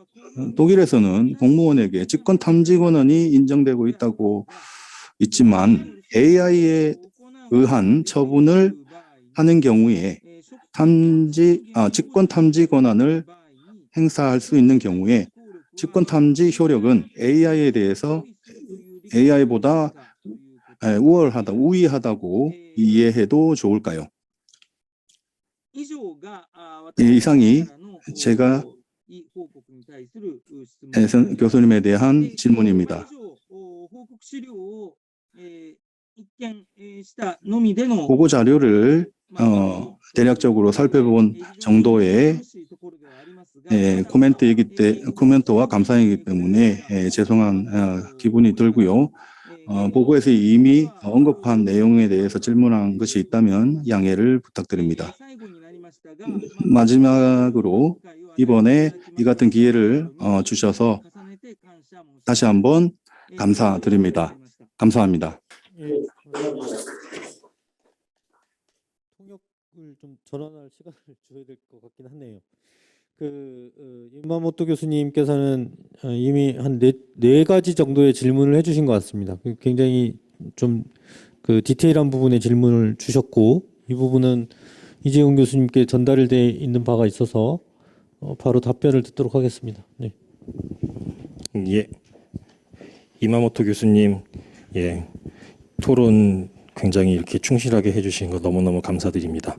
예, 일단 저는 이마모토 교수님께서 말씀해 주신 질문을 중심으로 먼저 답변을 조금 드리고자 합니다. 일단 첫 번째 질문과 관련해서는 현재 우리나라에서는 우리나라에서뿐만이 아니라 전 세계적으로 봤었을 때 구체적인 법 조문을 해석해서 개별 상황에 포섭시켜서 정확한 답변을 주는 형태의 챗봇은 없는 것 같습니다. 물론 나중에 그런 거 만들어질 수 있다라고 분명히 말씀을 하시는 개발자 선생님들이 계시기는 한데요. 아직은 없는 것 같습니다. 따라서 그와 같은 챗봇은 우리나라에도 아직 없는 것 같고요. 그 다음에 만약에 지금 이마모토 선생님께서 말씀해 주신 것 같이 시민의 질의와 관련해서 완벽하게 법을 해석해서 정보를 제공하는 기술이 존재한다고 전제를 한 다음에 이제 먼저 말씀을 드리겠습니다. 일단 이와 같은 기술이 실현이 될 수 있다. 구체적으로 이와 같은 챗봇을 만들어서 현실에서 투입을 행정부가 하겠다라고 결정을 내렸다라고 했었을 때는 사실 공무 담당자에 의한 의사표시랑 챗봇을 통해서 이루어지는 각종 정보 제공과의 차이는 본질적으로는 일단 우리 시민의 입장에서 봤었을 때는 본질적인 차이가 없지 않겠느냐라는 생각을 하고 있습니다. 특히 이제 신뢰보호의 원칙이라는 것이 사실은 우리 공무원 입장에서의 생각이 아니라 그 공무원의 상대방인 우리 시민의 입장에서 그들이 표현한 내용을 얼만큼 신뢰할 것이냐라는 것을 파악하는 것이 그와 같은 관점에서 파악하는 게 전 제일 중요하다라고 생각을 하기 때문에 만약에 이와 같은 서비스를 제공할 수 있는 챗봇을 만들었고 행정부가 아주 100% 확신한다. 나는 무조건 우리 챗봇이 만들어진 이 기술 수준을 확신한다. 그냥 공무원이 주는 답변과 큰 차이 없다. 따라서 앞서서 굿비 사진에서 보여드렸다시피 뭔가 유보적인 내용 달지 않고 그냥 100% 확신 있게 뭔가 정보를 제공했다. 그랬을 때는 공무원이 주는 이 공적 견해 표명과 챗봇이 주는 공적 견해 표명은 별반 차이가 없지 않겠느냐. 특히 신뢰보호 원칙의 입장에서 봤었을 때는 차이가 없지 않겠느냐라는 생각을 개인적으로 하고 있습니다. 근데 아직 그와 같은 기술이 만들어질지는 물론 미래는 이루어질 수도 있을 거라고 계속 이렇게 추측들을 하시기 때문에 이와 같은 현상이 나타나지 않을까라는 생각을 해보았고요. 그 다음에 이제 이 자동적 처분의 위법성 판단과 관련해서는 저는 자동적 처분과 관련해서 별도의 위법성 판단 기준이 별도로 나타나지는 않을 것 같다라는 생각을 좀 해봤습니다. 결국에는 중대명백서를 가지고 이렇게 하자의 효력을 판단하지 않을까라는 생각을 하고 있는데요. 물론 이 각종 이 위법성 판단 지표와 관련해서는 지금까지는 없었던 이 자동적 설비의 하자라든지 이런 것들을 조금 고려해 볼 수는 있을 것 같습니다. 따라서 결국 자동적 설비의 하자라는 것을 모든 사람들이 명백하게 알기는 또 쉽지 않기 때문에 결국엔 취소 쪽으로 빠지는 형태의 논의가 있을 수도 있을 것 같은데요.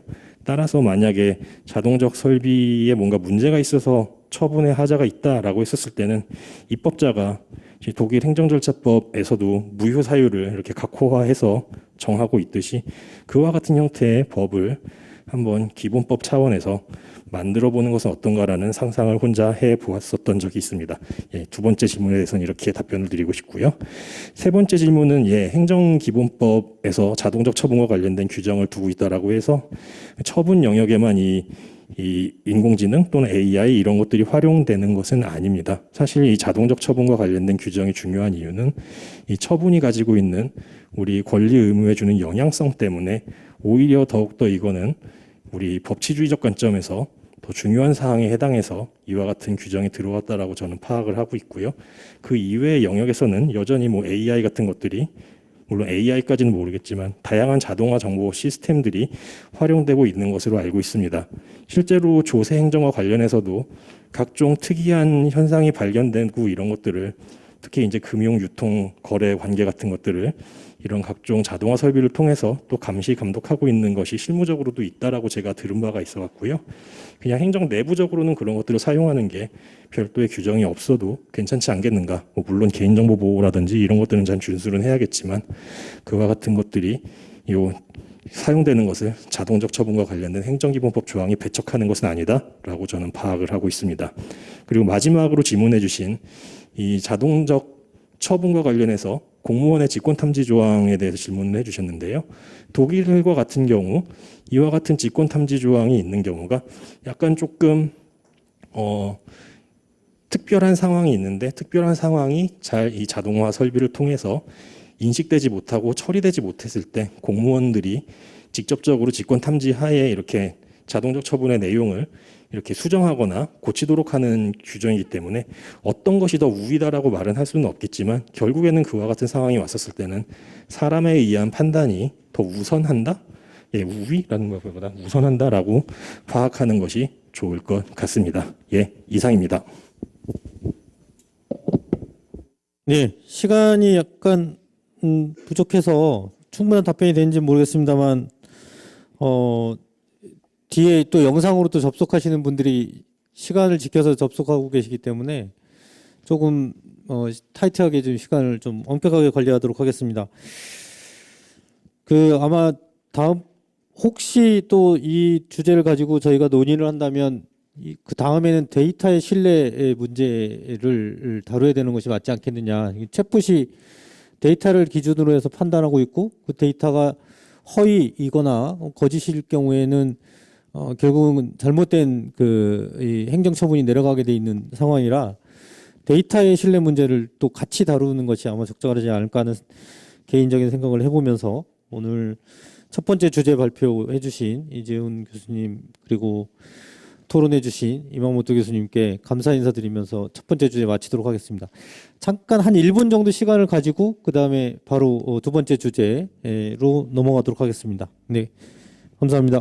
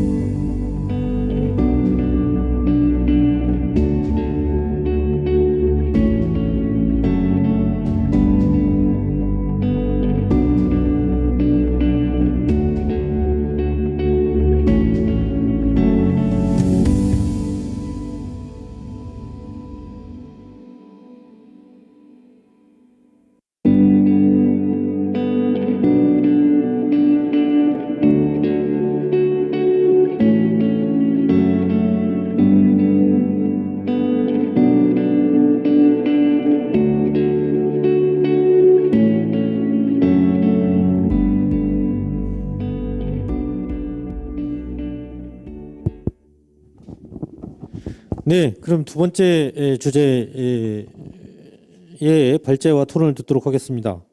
두 번째 주제는 일본의 디지털 전환과 행정법적 과제입니다.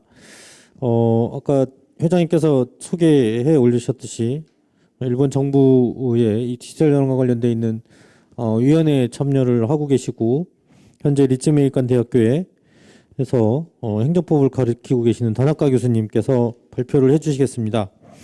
저희 토론은 우리 그 정보통신정책연구원의 문광진 박사께서 토론을 해주시겠습니다. 시간이 약간 좀 부족한 관계로 그 발제는 20분 이내로 좀 해주시면 감사하겠습니다. 그리고 토론은 10분으로 해서 진행을 하도록 하겠습니다. 뒤에 독일 교수님께서 또 영상으로 또 참여를 하고 계실 예정이라서 그 시간을 좀 약간 좀 준수해야 될 상황이라 이 부분에 대해서 좀 미리 양해를 구하도록 하겠습니다. 물론 우리 다나카 교수님도 기다리시느라고 고생하셨는데요. 예, 같이 논의하는 자리가 됐으면 좋겠습니다. 그럼 다나카 교수님 발제 부탁드리겠습니다. はい、皆様こんにちは。立命館大学の田中と申します。この度は韓国行政法学会の国際学術大会で報告できることを大変光栄に思い 여러분 ます。 안녕하세요. 리츠메칸 대학의 다나카라고 합니다. 이번에 한국행정법학회에서 보고할 수 있는 것을 매우 영광으로 생각합니다. 귀중한 기회를 주신 이일세 회장님과 최한용 연구이사님 그리고 통역을 맡아주신 김경덕 박사님께 감사 말씀드립니다. 그러면 바로 제 보고에 들어가겠습니다.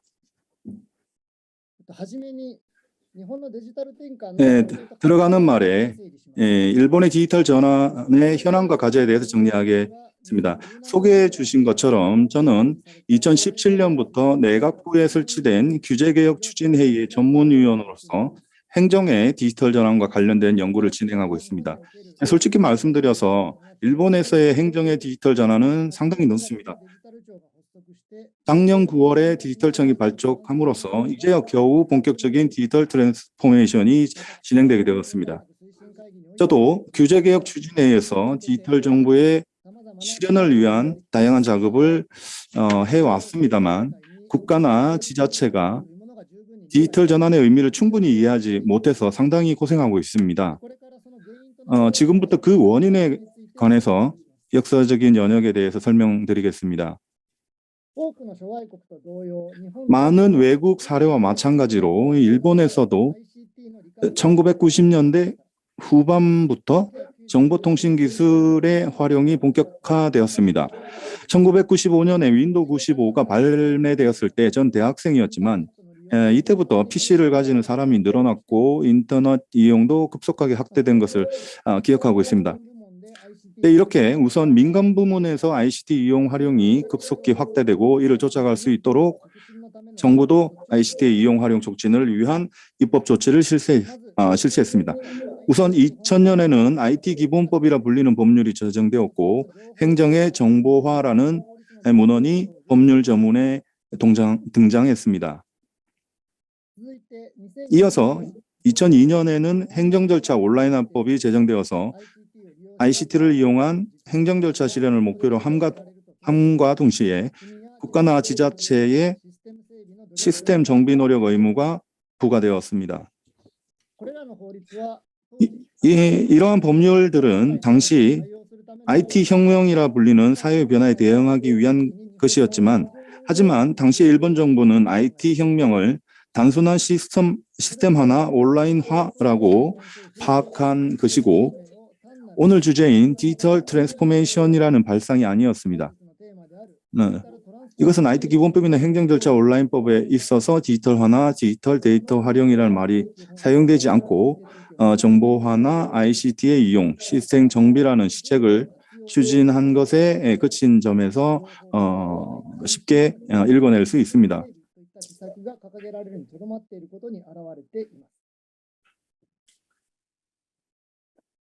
그 후에 2013년에는 마이넘버법이 제정되었고 2016년에 개인번호 제도가 도입되었습니다. 이 개인번호 제도는 행정뿐만 아니라 사회 전체의 DX에 유익한 것이지만 제도 도입이 늦어진 것과 더불어서 현재에도 개인번호를 이용하는 것이 활발히 진행되고 있지 않고 일본에 있어서의 행정의 DX가 지연된 요인 중 하나라고 할 수 있습니다. 네, 이러한 1990년대 후반부터 2010년대 전반에 걸쳐 약 20년의 지연이 일본의 DX에 있어서 상당한 제어 요인이었다고 생각하고 있습니다. 네, 그 이후에 2010년대 후반부터 일본의 정책에서 DX를 위한 움직임이 나타났습니다. 여기서 DX는 단순한 정보의 디지털화나 절차의 온라인화를 의미하는 것이 아니라 디지털 기술을 이용한 새로운 가치의 창출을 의미합니다. 네, 배포드린 다음 슬라이드를 보시기 바랍니다. 이 그래프는 디지털 트랜스포메이션이라는 단어의 검색수의 변화를 나타냅니다. 왼쪽의 세 가지 컬러 그래프가 전 세계와 미국, 독일에서의 검색수의 추이입니다. 반대로 오른쪽의 파란색 그래프는 일본에서의 검색수의 변화입니다. 일본에서는 2015년경이 되어서 겨우 DX에 대해 주목하고 있는데 글로벌적인 동향과 비교해 보면 3년에서 5년 정도 늦었다는 것을 알 수 있습니다. 슬라이드를 되돌리겠습니다. 2016년 일본의 행정의 DX를 향한 위한 조직이나 법률이 등장했습니다. 우선 2016년 9월 내각부에 규제개혁 추진회의가 설치되고 그 안에 행정절차부회가 설치되었습니다. 이 행정절차부회는 기존의 행정척의 관점에서 행해지는 행정개혁이 아니라 민간과 행정의 결절점이 공통점인 행정절차에 초점을 맞추고 사업자의 관점에서 행정절차의 규제개혁을 추진하는 것을 목적으로 하는 것이었습니다. 또 2016년 12월에는 관민 데이터 활용 추진 기본법이 제정되어서 동법은 행정절차의 원칙 온라인화, 데이터 활용에 의한 효과적이고 효율적인 행정 추진, 관민에 의한 데이터 활용 추진을 목표로 한 법률입니다. 이 법은 데이터 활용을 내세운 점에서 IT화나 온라인화를 목적으로 했던 기존의 입법 조치와의 변화를 읽어낼 수 있습니다. 그 후 계속해서 DX를 향한 정책이 추진되었고요. 2017년 5월에는 디지털 거버먼트 추진 방침이 결정되었는데 행정절차 IT화에 있어서의 3원칙이 정부 방침으로서 공표되었습니다.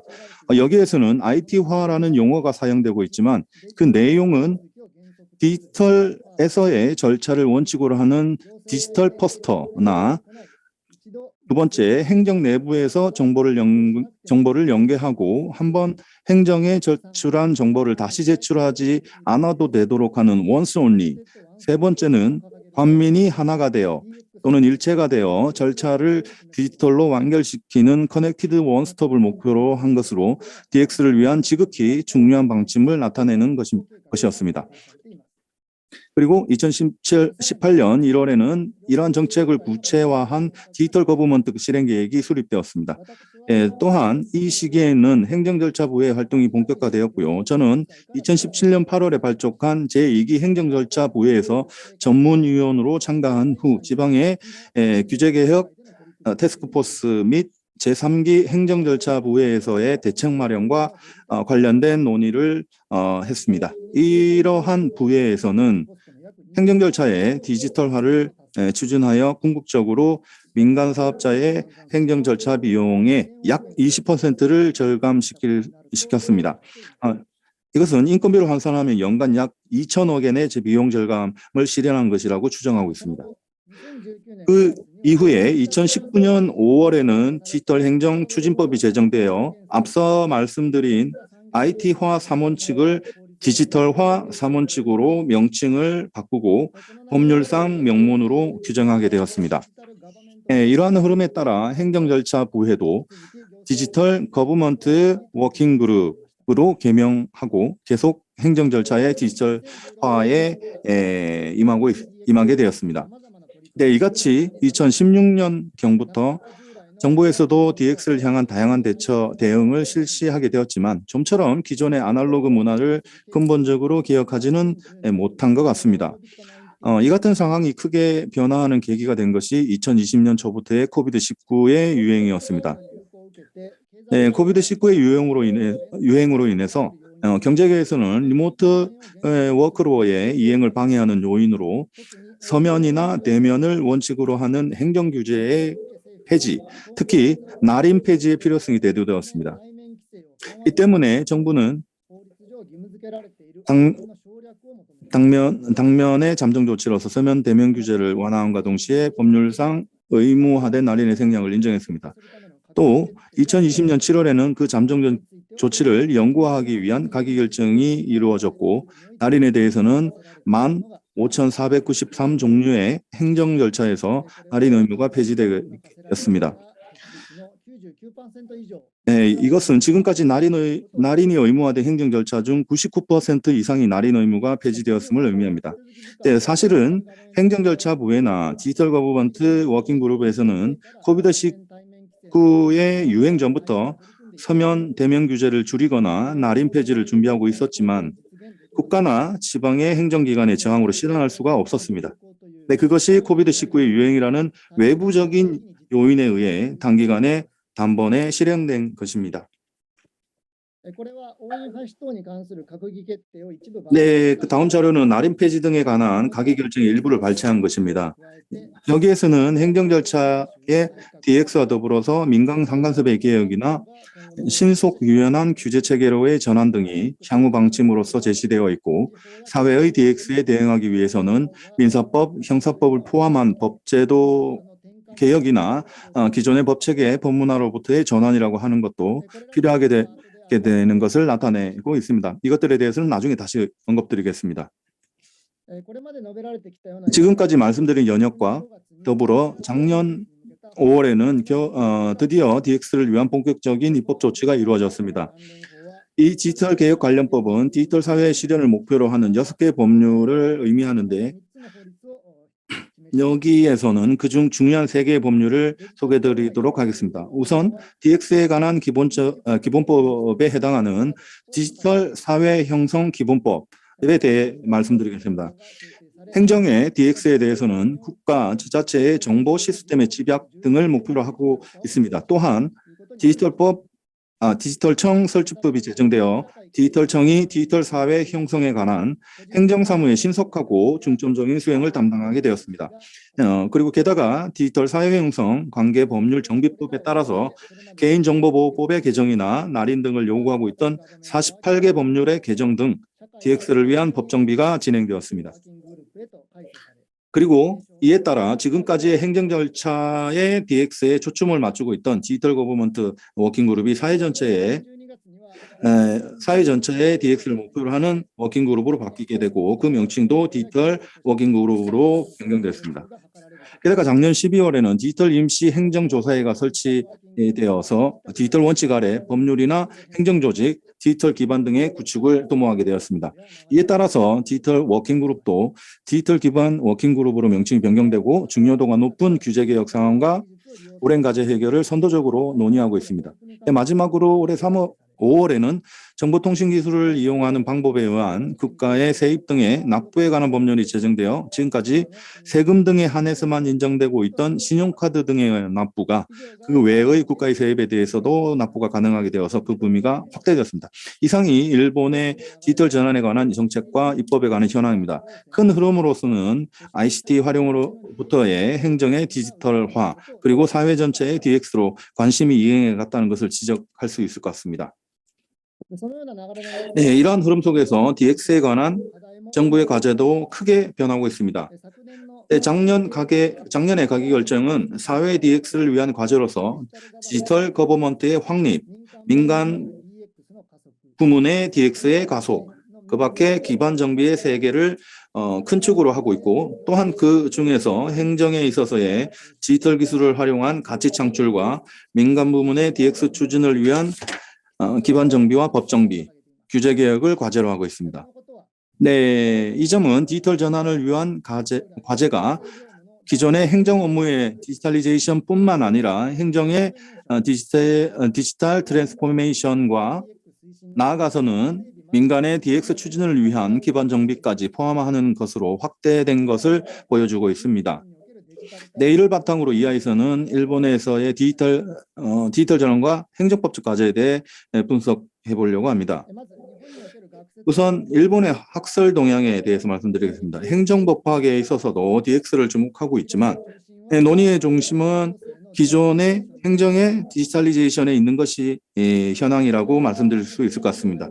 예를 들어서 올해 7월에 개최된 행정법 연구 포럼에서는 디지털화와 공법이 주제였지만 거기에서는 데이터 활용과 개인정보 보호, 정보 연계 강화, 업무의 효율화, 디지털화를 위한 시스템 정비, 디지털 디바이드에 대한 대응과 같은 디지털리제이션의 과제나 디지털화와 행정행위론, 행정 업무에서의 AI의 활용과 책임의 기속 등이 논의의 중심이었습니다. 네, 최근 빅데이터 활용에 의한 정책 결정 등 행정의 DX를 의식한 논의도 있었지만 그것을 넘어서 사회 전체의 DX에 초점을 맞춘 논의는 거의 없었습니다. 네, 앞서 정부가 제시한 DX의 과제에서 소개드린 것처럼 행정과 민간이 각각 독자적으로 디지털리제이션이나 DX를 진행하고 있었기 때문에 사회 전체의 DX를 실현하는 것이 곤란합니다. 그림에서 알 수 있듯이 행정 DX와 민간 DX는 부분적으로 중첩됩니다. 따라서 사회 전체의 DX를 실현하기 위해서는 관민이 하나가 되어서 DX를 추진할 필요가 있으며 특히 행정이 민간 DX를 방해하지 않도록 억제 요인을 해소하는 것이 중요한 과제일 것입니다. 최근에 규제개혁 추진회의에서의 행정 절차나 각종의 납부나 급부와 관련된 대책은 양자의 중첩점에 있어서의 DX의 저해 요인을 해소하기 위한 작업이었다고 할 수 있습니다. 이를 바탕으로 개별 행정법상의 과제를 분석해 보겠습니다. 첫 번째 과제로는 전자신청과 행정지도에 관한 문제가 있습니다. 기존의 일본 행정 실무는 신청자가 창구에 와서 서류를 제출하는 것을 전제로 했습니다. 예를 들어 행정절차법은 신청이나 신고에 대해서 불수리 개념을 폐지하고 있지만 현실적으로는 창구에 온 사람에 대해서 행정지도로 신청이나 신고의 취하를 요구함으로써 실질적으로 수리하지 않는 편법을 이용하고 있습니다. 하지만 전자신청의 경우에는 전자데이터가 행정기관의 서버에 도달한 시점에서 지체 없이 심사를 시작해야 하기 때문에 기존과 같은 행정지도에 의한 운용은 불가능해집니다. 이 점은 행정이 기존의 방식을 할 수 없게 되는 것을 우려해서 전자신청의 도입을 망설이는 원인이 됩니다. 실제로 일부 지자체에서는 특정 신고에 대해 우송을 인정하지 않는다는 운영을 하고 있지만 전자신청에 대해서도 같은 문제가 발생할 가능성이 있습니다. 그렇다고 해도 현실적인 문제로서 행정지도라고 하는 수단을 이용하는 것이 필요하다는 것을 부정할 수는 없습니다. 예를 들어 신청이 형식 요구사항에 부합하지 않는 경우에 행정이 신청자에게 보정을 요구하는 것은 대부분의 경우 양측 모두에게 유익하다고 할 수 있습니다. 하지만 전자신청의 경우 신청자에게 어떻게 보정을 요구하느냐가 문제가 됩니다. 또 신청처가 잘못되어 있는 경우에도 기존에는 행정지도로 본래의 신청처에 제출을 하도록 할 수 있었지만 전자신청의 경우 잘못 제출된 신청이나 신고를 어떻게 지급하느냐가 문제입니다. 두 번째 과제는 DX와 지방분권의 문제입니다. 일본의 행정 시스템은 국가의 각 부처나 각 지자체가 각각 독립된 기관임을 전제로 구축되어 있고 행정의 디지털화에 있어서의 일체적인 시스템 정비나 행정 간의 정보 연계를 도모하기가 어렵습니다. 다만 이 점은 디지털청의 설치 등에 따라서 어느 정도 해결되고 있습니다. 이에 대해서 민간 DX를 실시하는 데에 과제가 되는 로컬 룰의 문제는 향후 행정법학에 있어서도 중요한 검토 과제입니다. 이 문제는 각종 규제나 절차 서식 등이 지방자치단체마다 다른 것이 민간 사업자가 행정 절차에 관한 사무에 대해 디지털 기술을 이용하여 효율화를 도모하는 것을 방해하고 있다는 뜻입니다. 구체적인 예로서 행정절차 부회에서 논의한 자동차 보관 장소 증명 신청서의 문제를 소개해 드리겠습니다. 이 신청서에 대해서는 경찰청이 규정한 시행규칙에 있어서 양식이 정해져 있지만 신청서의 제출처인 각 도도부현 경찰이 각각 독자적인 양식을 정해 그 이외의 신청서에 따른 제출을 인정하지 않고 있었습니다. 이러한 운용은 대부분의 사람들이 신청서에 자필로 필요사항을 기입하고 제출하고 있던 시대에는 문제가 없었지만 ICT 기술의 발전에 따라서 많은 민간 사업자가 업무 시스템을 이용한 서류 작성 사무의 자동화를 도모하게 되면 로컬 룰의 존재가 민간 사업자의 작업 효율화의 저해 요인이 되게 됩니다. 이 때문에 행정절차 부회에서 이에 대해 검토해서 상계와 같은 운용은 행정절차법에 반할 우려가 상당히 높다는 것을 지적했습니다. 그래서 경찰청은 각 도도부현 경찰에게 독자적인 신청서 제출 이외에는 인정하지 않는다는 기존 방식을 폐지하도록 족치했습니다.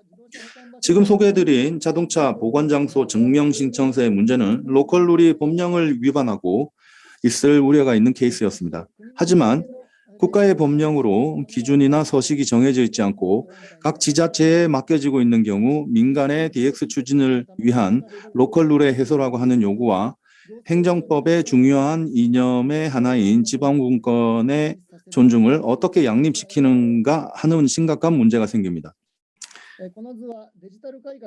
이 그림은 디지털 개혁과 지방분권 개혁의 시계열 관계를 정리한 것입니다. 일본에서는 민간에 의한 ICT 활용이 급속히 확대된 것과 같은 시기에 지방분권 계획이 행해졌습니다. 1995년부터 2000년에 걸쳐 행해진 1차 지방분권 개혁에서는 지방의 일은 지방이 결정한다고 하는 슬로건 하에서 국가와 지자체의 역할 분담에 관해 논의가 이루어졌습니다. 이와 같이 행정의 DX에 앞서 지방분권 개혁이 진행됨에 따라 아날로그 절차를 전제로 하는 지역 규칙이 많이 형성되어서 국가 주도하에 재통합을 하고자 하는데 어려움이 있습니다. 이러한 상황에서 주목받고 있는 것이 개인정보보호법의 2021년 개정입니다. 행정이 보유한 개인정보의 보호에 관한 룰에 대해서도 기존에는 지자체마다 조례로 정하는 것으로 되어 있었기 때문에 그것이 개인정보의 이용과 활용에 방해가 되고 있다고 지적받았습니다. 그래서 2021년에 개정된 개인정보보호법은 지자체가 필요 최소한의 독자 규정을 마련할 수 있도록 하면서 기본적인 통일 규칙을 설정함으로써 개인정보 데이터 이용에 촉진을 도모했습니다. 하지만 이러한 대응은 지방분권의 정신에 역행한다는 비판도 있습니다.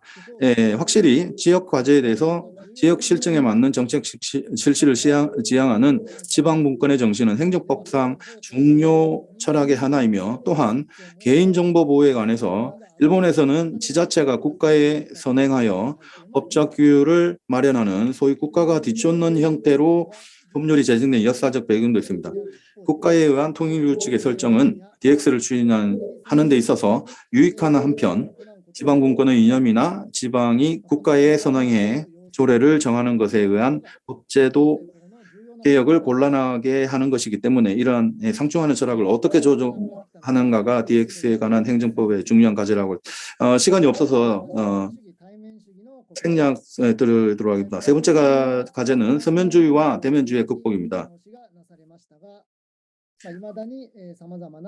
앞선 드렸듯이 날인에 대해서는 코비드-19를 계기로 재검토가 이루어졌지만 아직 우선 서면주의 재검토되었습니다. 날인 의무와 마찬가지로 서면주의에 대해서도 이용을 계기로 재검토가 이루어져서 대상이 된 21,176건 중 행정 절차 중에서 8,975개가 이미 온라인화되고 또한 11,846 종류에 대해서도 2025년도 말까지 온라인화될 예정입니다. 하지만 일부 절차에서는 이메일로 제출된 데이터를 행정처에서 인쇄해서 보관하고 있는 운영도 이루어지고 있어 업무의 디지털리제이션조차 불충분한 것이 현재 상황이라고 할 수 있습니다.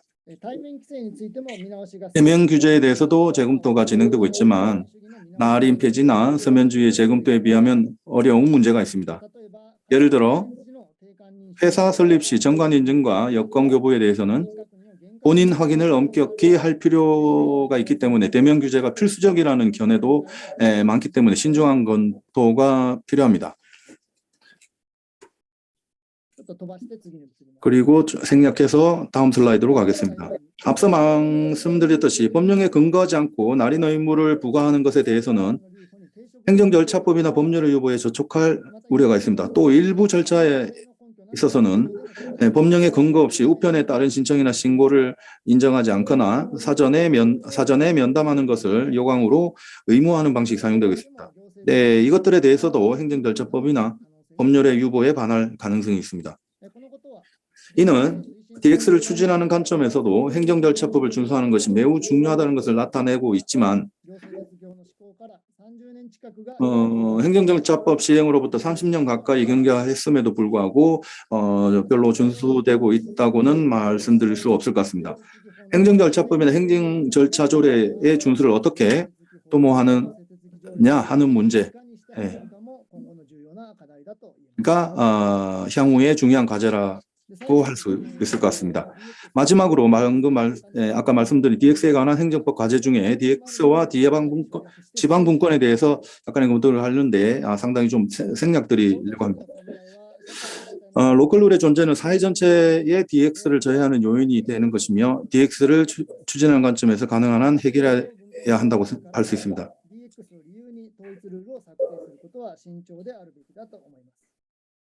この点については、地域の課題について、地方の実情に即した行政という観点から調整を図る必要があります。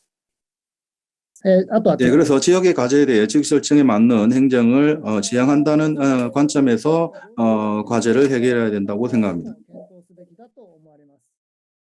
これは解釈によってローカルルールが実現してしまうという問題が背景にあります。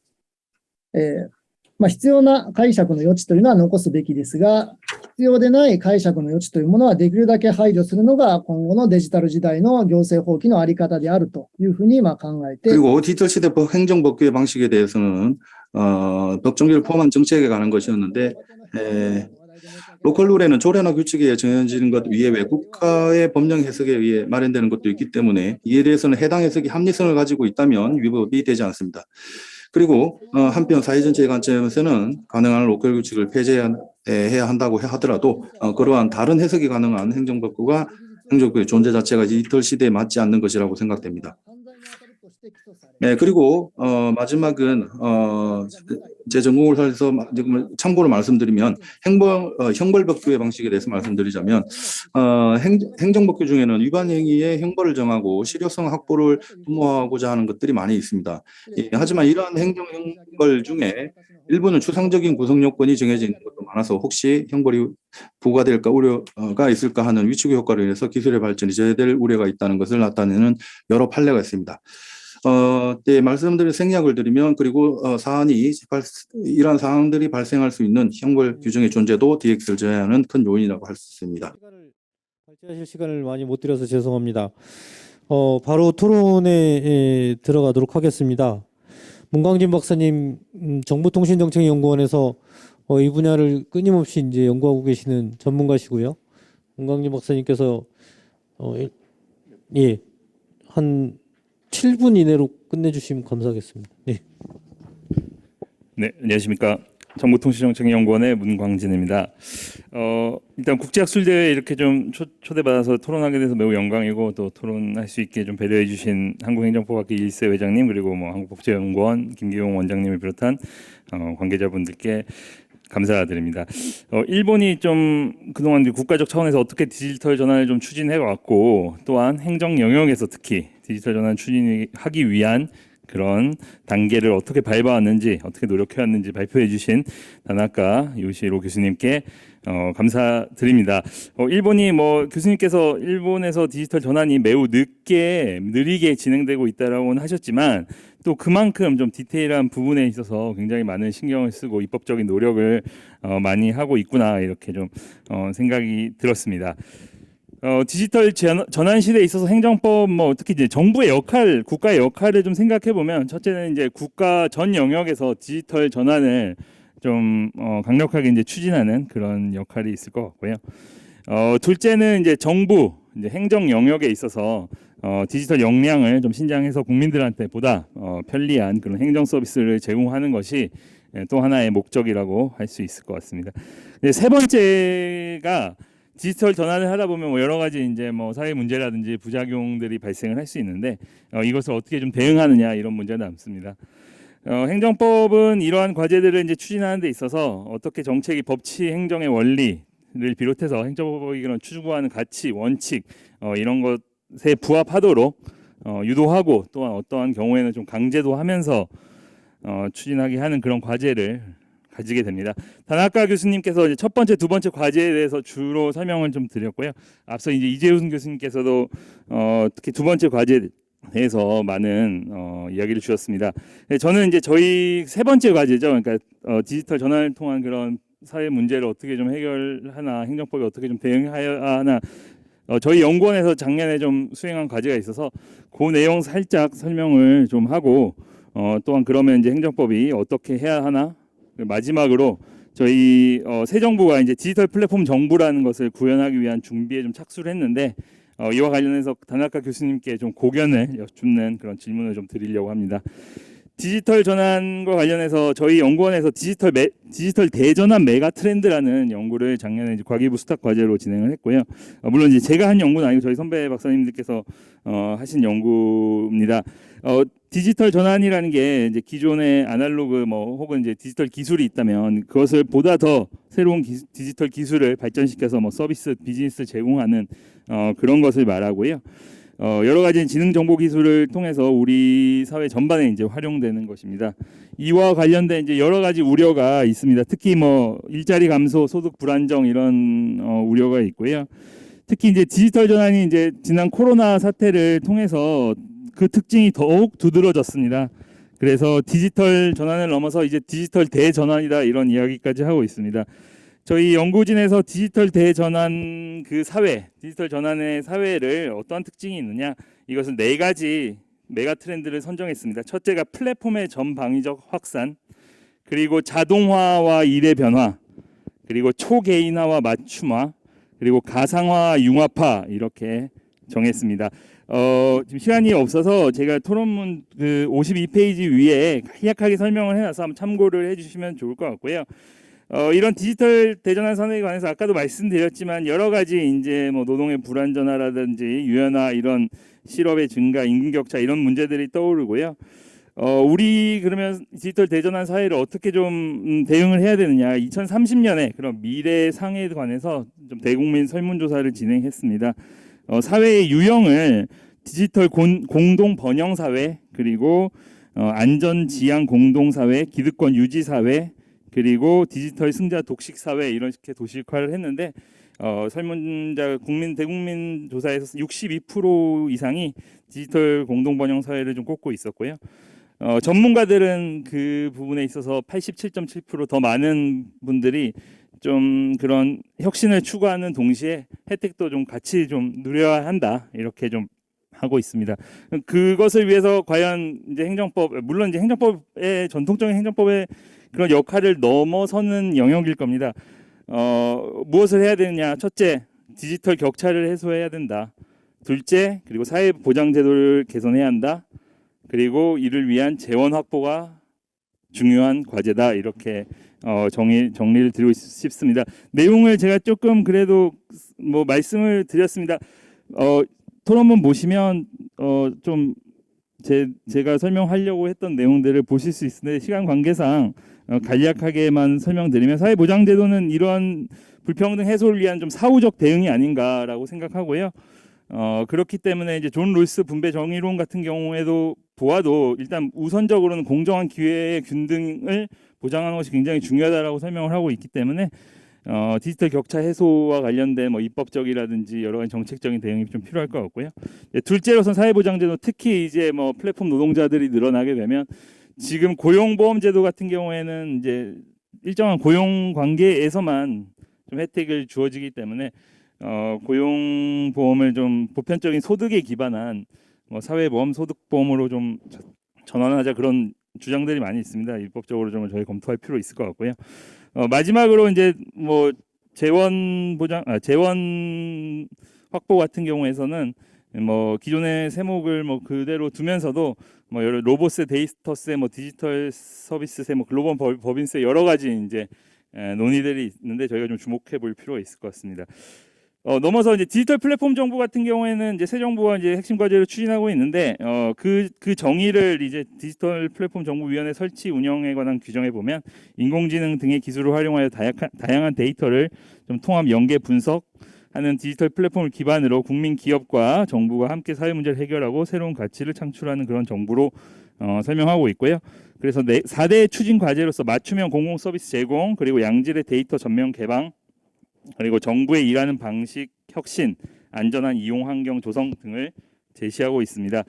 제가 좀 가장 핵심적으로 중요하다고 생각하는 것은 지금까지 사실 이제 전자정부 추진하면서 20년 이상 많이 해왔는데요. 이번 디지털 플랫폼 정부는 특히 이제 민관 협력이라는 것이 굉장히 중요한 키워드가 될 것 같고요.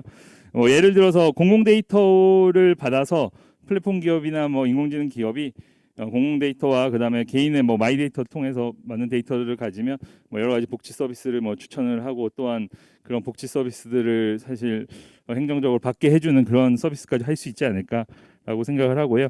뭐 질문을 제가 좀 많이 드렸습니다만 지금 뭐 시간 관계상 다나카 교수님께 뭐 혹시 뭐 질문을 할 수 있다면 이런 민관 협력을 좀 끌어내기 위해서 디지털 전환에서 민간 협력을 끌어내기 위한 그런 일본의 좀 노력이라든지 이런 부분에 대해서 좀 질문을 드리고 싶습니다. 네, 감사합니다. 예, 감사합니다. 문광진 박사님께서 시간을 많이 절약해 주셨습니다. 기본적으로 행정법적 과제뿐 아니라 그 사회 전반에 또 법학 분야 전반에 있어서 이 디지털 전환이 갖고 있는 의미들을 설명을 해주신 것 같고요. 질문에 답을 들을 시간이 다나카 교수님 한 1분 내로 이 디지털 전환에 있어서 민간 협력을 유도하기 위한 일본의 노력을 설명해 주실 수 있겠나요? 네.